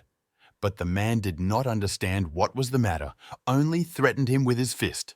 The man did not understand what was happening, but in a moment, the same teacher started running towards him again, and this time he was wrapped in only one towel. The teacher called his colleague a pervert and, jumping high above the ground, began to use his technique on him. Vu looked up in surprise, not expecting what happened next, because the man hit him so hard that the stones flew in different directions. Shen, meanwhile, was standing behind a tree and was impressed by Coach Liu's skill, then took out his phone and started filming. Teacher Vu staggered down the hall with one hand twisted and the other holding a crutch, thinking about how unlucky he was. When the man went outside, he saw people jumping near the board. He wanted to know what was happening, but the students who recognized him started looking at him mockingly. Then the coach saw a poster on which he allegedly accused his colleague of not only breaking his heart, but also maiming him. Liu appeared immediately behind the teacher and laughingly spoke to him, and he tried to justify himself in front of him. But he replied that he had been too merciful to him yesterday, and this time he would not accept an explanation. At the same moment, a scream was heard in the air. Teacher Vu gathered his things and took the suitcase, upset and humiliated, and went to the exit.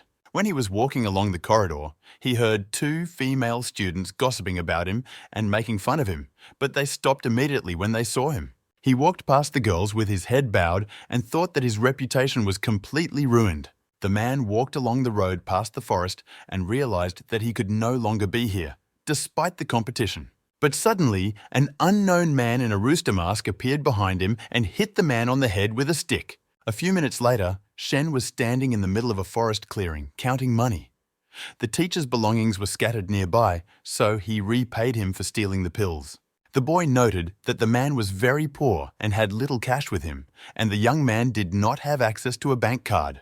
But he found pills that were much better than those produced by Shen Xian himself.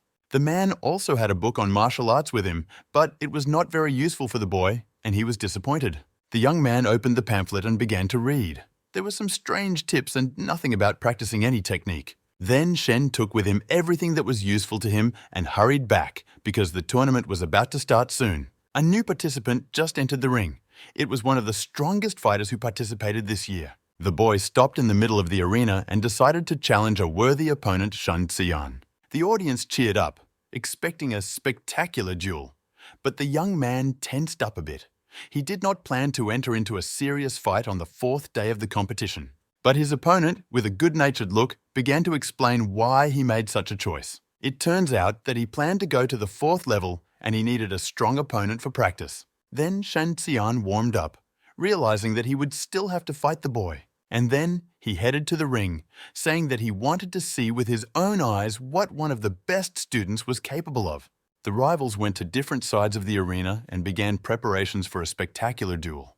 Both boys used the same technique, striking with their fists at the same time. Spectators felt a strong return from this confrontation, and the teachers even remembered their past, noting that these two fighters deserved to be called the best. Then the guys resorted to the next technique, and Shen's opponent thought that he was really a genius and gave his all with every blow. The fight between the young men continued, and none of them showed weakness. But then Xian noticed that his opponent had revealed himself. Then the boy made a confident lunge and, unexpectedly for the opponent, delivered a powerful blow. But he managed to turn everything in his favor and hit back, which the enemy was still able to block. After that, the young men jumped in different directions again. Xiao Chen remarked that he did not think that the young man was so good at hand-to-hand combat. Then Shen suggested that the enemy should find out who is stronger right now and apply their strongest blow to each of them. The boy added that there was no point in fighting further because they were of the same level and it was better to save their strength for a duel with another strong participant who was just watching them. Then the opponent agreed to the young man's proposal and decided to do as he suggested. He thought to himself that although he did not belong to an outstanding family of practitioners, he had the talent to perfect any technique. The fight was watched by the opponent, who thought that the boy was good at several exercises and brought them to the highest level. Meanwhile, the young man changed his position to a new one, thinking to himself that there are no bad techniques. It's just that people don't know how to develop them well enough. The trainers were also fascinated by the young man and noted that he has a real talent in martial arts. Meanwhile, Xiao Chen changed his practice and attacked and shouted at Shen, which can be both weak and strong at the same time. And he, for his part, used a quick bloody blow of a hawk and rushed to attack. The opponents jumped high into the air and threw blows at each other, and when they landed in the ring, Shen remained standing and his opponent bent to his knees. The boy stood up trembling and turned to the winner, acknowledging his superiority and accepting his defeat. Shen thanked for the duel, and the audience began to shout congratulations to the undefeated young man. The audience recognized that, in addition to another contender for the victory, the boy is a real genius. The teachers were still fascinated by the fighting talent of the young men, and everyone chose their favorite for themselves. Then one of the teachers admitted that Xiao Chen didn't have enough refined movements, and because of that he lost. But his opponent's technique was really amazing. And the winner just walked and thought about the fact that his opponent was very strong and thought about how many such talents exist in the world. The young man was interested in whether there would be such strong applicants when entering college and how great the strength of another outstanding fighter in these competitions is. Shen put his hands in his pockets and raised his face to the wind, deciding for himself to go through this fascinating path to the end. The 5th day of the competition began. Yesterday's opponent approached the young man and thanked him for the match, because thanks to him, he was able to reach the 4th level. The young man smiled and congratulated him on his new achievement, thinking to himself that this fighter also has a system. But his own answered that it was not, and the boy was surprised. He watched as he climbed into the ring and thought that his strength had greatly increased, and that even this year's favorite would not be able to defeat him. It was no surprise to anyone that Xiao Chen challenged the strongest member to test his new strength. The match was quite tense and spectacular, and both participants were worthy of victory. After an hour, the fight finally ended, and the victory went to Van Po Chun, last year's number 1. Shen was in his room reading. Now he has implemented an exchange system of pills for techniques and received as many as 3 books. It occurred to him to reach as high as level 6 with the new exercises, but unfortunately he had too little time left. He sat on the sofa and looked intently at the book he had stolen from the teacher and thought that in order to win you have to take risks. The book talked about push-ups from the floor, which can increase one's strength tenfold. He also read information that this is only theoretical knowledge that has nothing to do with practice and was founded even before the use of energy.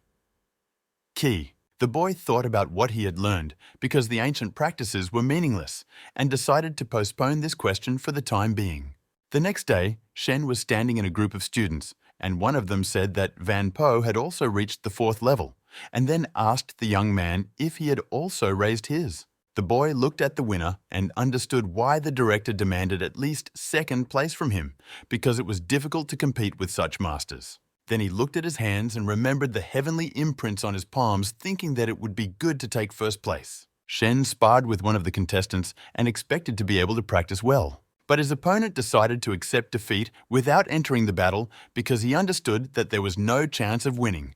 But the young man was disappointed. He needed a real fight to practice push-ups and began to convince his opponent to join him in a duel. The young man made it clear that one cannot reach the top by refusing to fight a stronger opponent. He recognized that there was a big difference between their powers and then got into a push-off position and suggested that they compete that way. And then he said that in the next rounds with everyone who challenges him, he will accept this position, and the other fighters thought that he was just mocking them.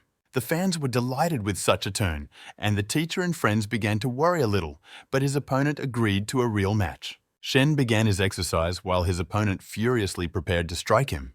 The enemy attacked the boy, but he managed to dodge while continuing to push. The audience liked this kind of scene. Some discussed the young man's act, and some counted the prince. The strongest of the candidates didn't even watch what was happening because he was bored, and Shen continued to count. The young man lasted only 7 push-ups and responded to the attack of the opponent with a palm strike. From that confrontation, the opponent flew to a great distance directly above the heads of the surprised observers. The victory was recognized for Shen Xian, but he was very tired and thought that if it were not for the weakness of the opponent, he would have lost. Because it is very difficult to push back and fight at the same time. The 7th day of the competition came. The participants who took pills could increase their strength, but fighters with the same level did not have an advantage over each other and only stretched the time of the match. The last fight was taking too long, and one of the teachers just told the boys to stop. This effect of the pills made them very popular. The young man's phone was bursting with messages wanting to buy them. Shen held pills and bank cards in his hands. The last trades exceeded the previous ones by several times. The more capable students ended up at the top of the ranking and continued to win, while Van Po generally beat everyone with one hand. Xiao Chen also kept up and challenged all but the 2 strongest members. Shen continued to compete with level 1 students to practice push-ups, even though it was quite difficult. Inside the ranking was Chajan and his potential enemy with his killer system. The latter challenged the second participant in strength, but was defeated and very angry at the same time. And at the end of the list were those who abused pills, but their effect did not bring them the desired victory. Shen continued to practice during the fight, and sometimes he even had to push on one finger. He even tried doing more push-ups to see if it would help increase his strength, and when he got the hang of it, he started challenging stronger opponents. But on the 14th day of the competition, the young man still managed to reach the first level. He used a blow that broke the ground under the opponent's feet. Meanwhile, the young man flew high into the air, flipped, and landed near his defeated opponent. Late that evening, Shen was lying on the ground in the middle of the forest, worried that his system had not responded to the new technique. He thought that the other contestants had a very good foundation for the competition and could not figure out if his new exercise was having an effect. The young man decided to try one last time and no longer hoped to take the first place in these competitions. After the 10th squeeze, he quickly flew up and then commanded down. And when he landed, he put all the power he was capable of into his palm, hitting the ground with it so that the stones flew apart. The boy was hanging in the air with his eyes closed, his system finally recognizing the new technique. Shen was very happy.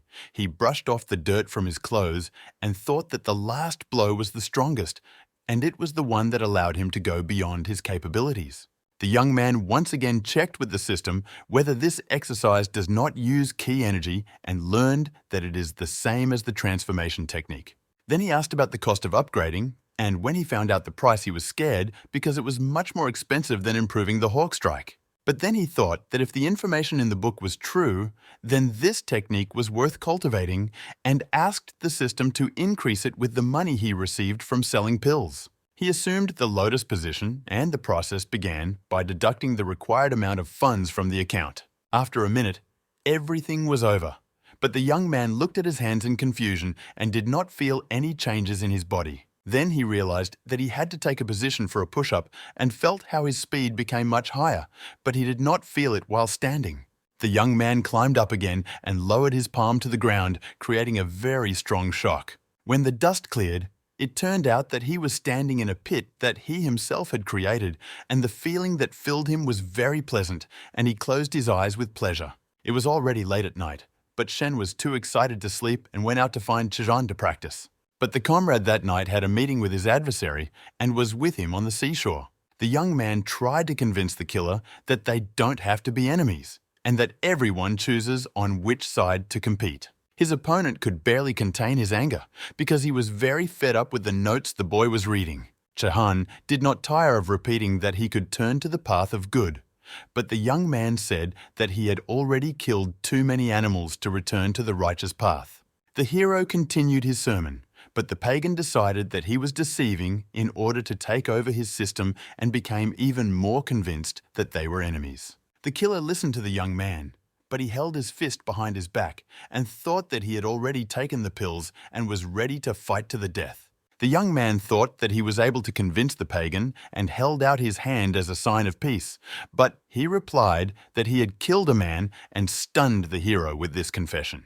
The killer was already ready to attack, but a voice calling Chan was heard and both young men turned their heads. Shen approached them waving his hand and said that he had been looking for his friend for a long time. The pagan was unhappy that they had been interrupted.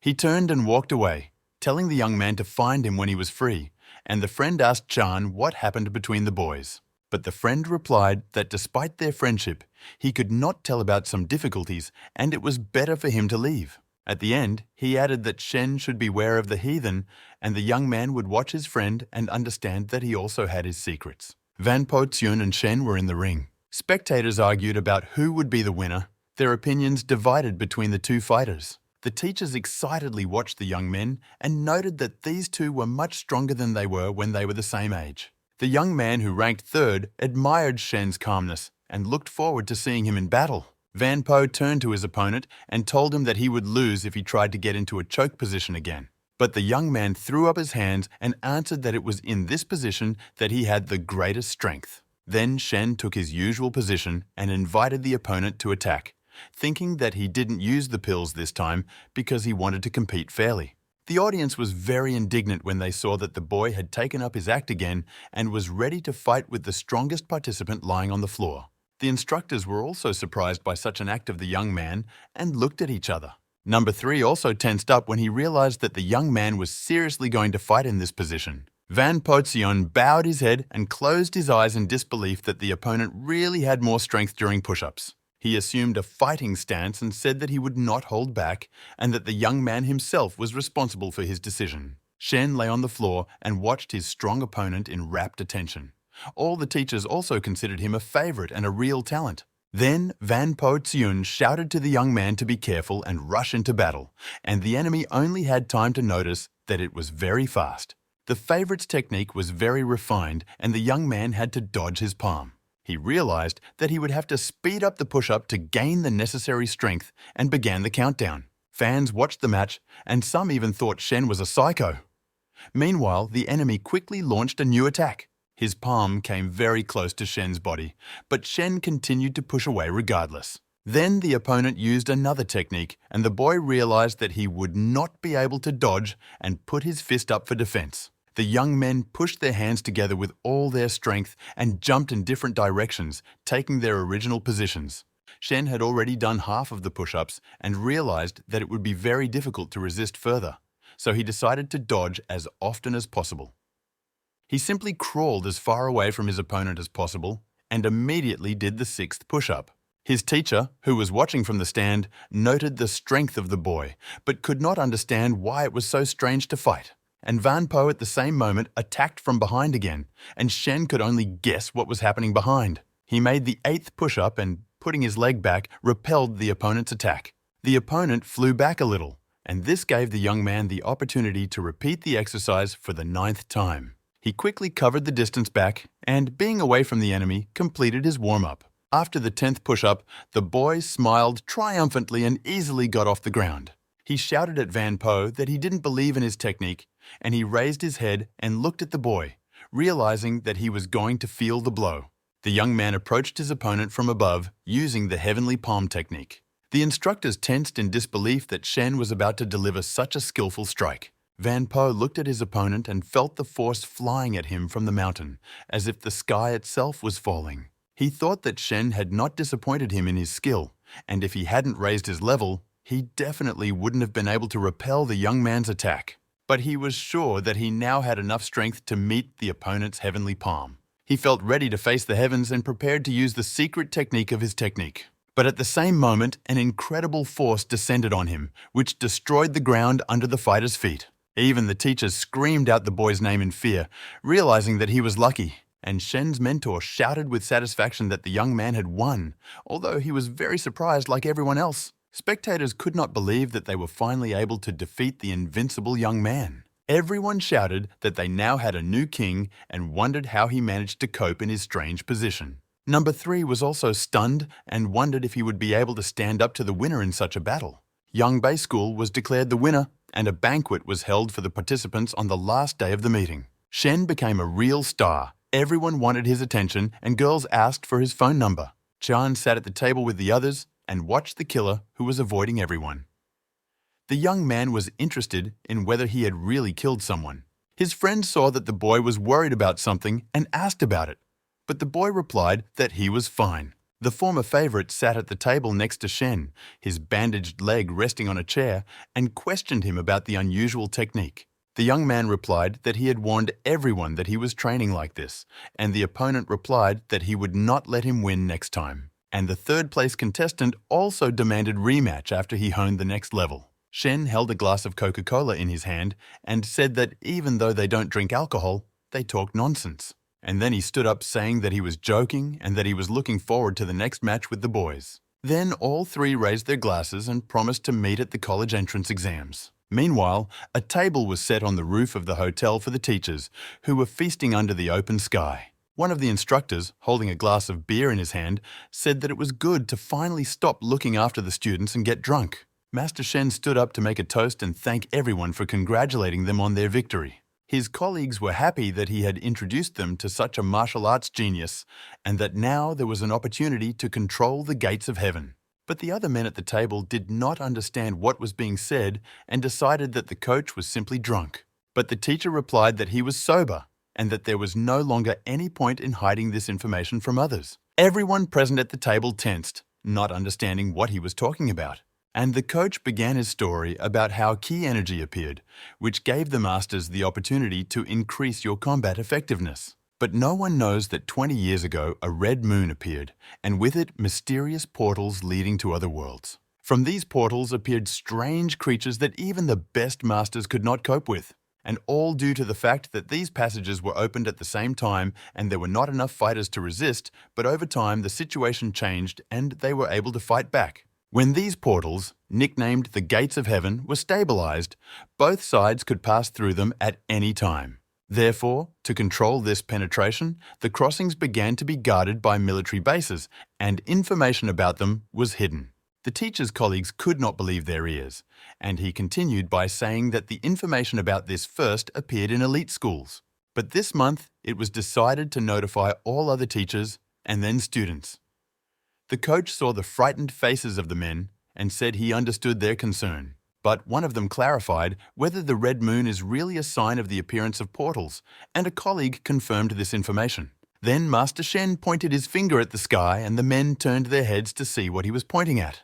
And everyone cried out in fright, seeing a huge red moon above them. At the same moment, Hao Din appeared in the air, the master who was opening the arena for the competition.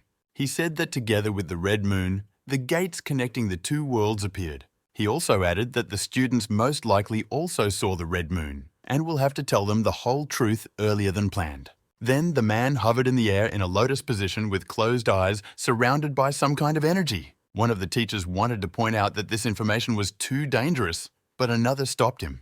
The colleague quietly told him that the old master was now using the sky sensor to find out the information on the other side of the portal. Then the man thought in shock that such a skill could only be possessed by someone who had mastered the level of the heavenly realm. Then, without opening his eyes, the old man said that he had learned about everything and that although the information was not enough, it was quite comprehensive. The man said that the other world is low grade and very small, and the strongest creature in it has the 6th skill level. The atmosphere allows ordinary people to be there as well. Then he looked up and firmly said that such a weak parallel world is a good opportunity for students to hone their skills. But the teachers protested, saying that they were ninth level and would not be able to penetrate that world to protect their students. Then the elder added that the world is only developing and the creatures in it are at best only the third level so far. He then turned around in the air and started walking away from the men, saying that the portal would stabilize in 30 minutes and that they would give the students the opportunity to choose whether or not to take this risk and not interfere with their choice. The teachers waved their hands, not knowing how to tell everything, and explained to their wards what awaits them. 15 minutes after the teacher's conversation with the students, the boys were interested in the information, and some were confused and surprised. The trainer added that the portal is called the Gate of the Kingdom and that it is the weakest of all known. But it is still very dangerous there, so the young men must decide for themselves whether to go there or not. All participants gathered in the lobby of the hotel, and the mentor gave them 15 minutes to think and make a choice. The young men began to consult with each other about their decisions. Many were afraid to go through the low level. Only the 3 leaders seemed calm to everyone. One of them was meditating, one was pushing himself, and another was drawing with both hands at the same time. The artist was able to depict an apple and a pencil on paper without expecting anything outstanding from his drawing.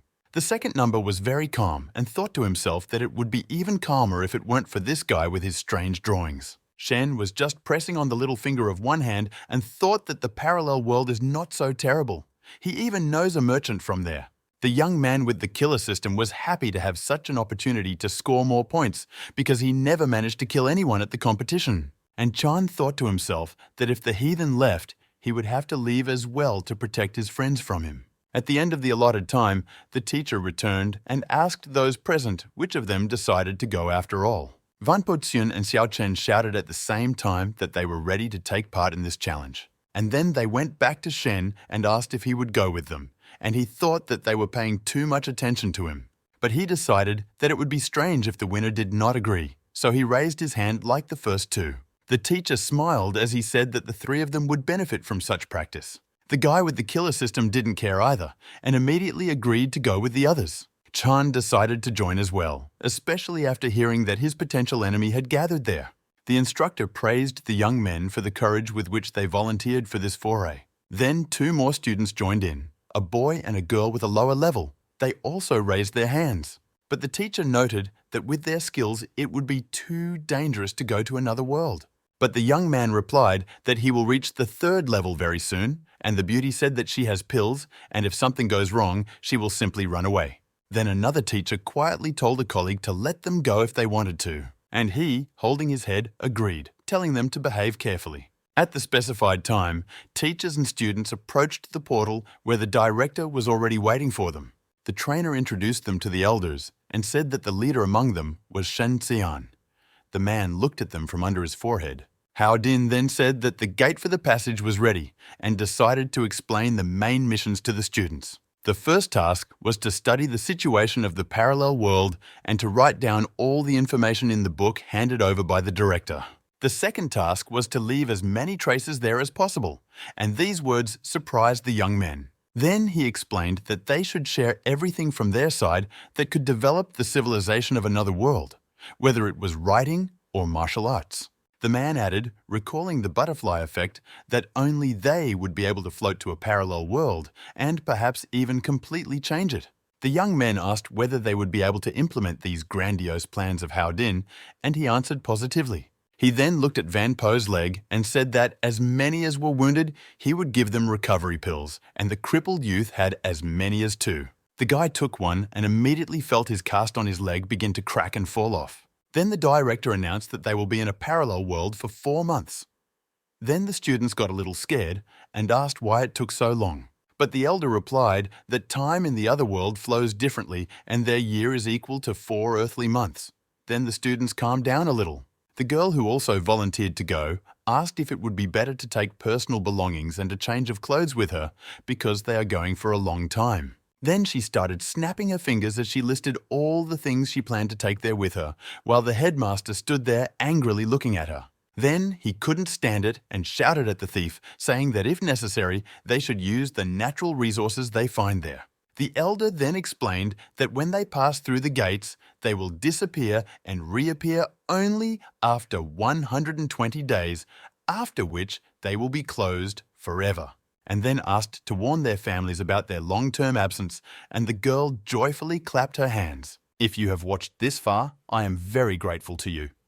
I hope you enjoyed this video because I put a lot of effort into creating it. I would be very grateful if you like this video and subscribe to the channel.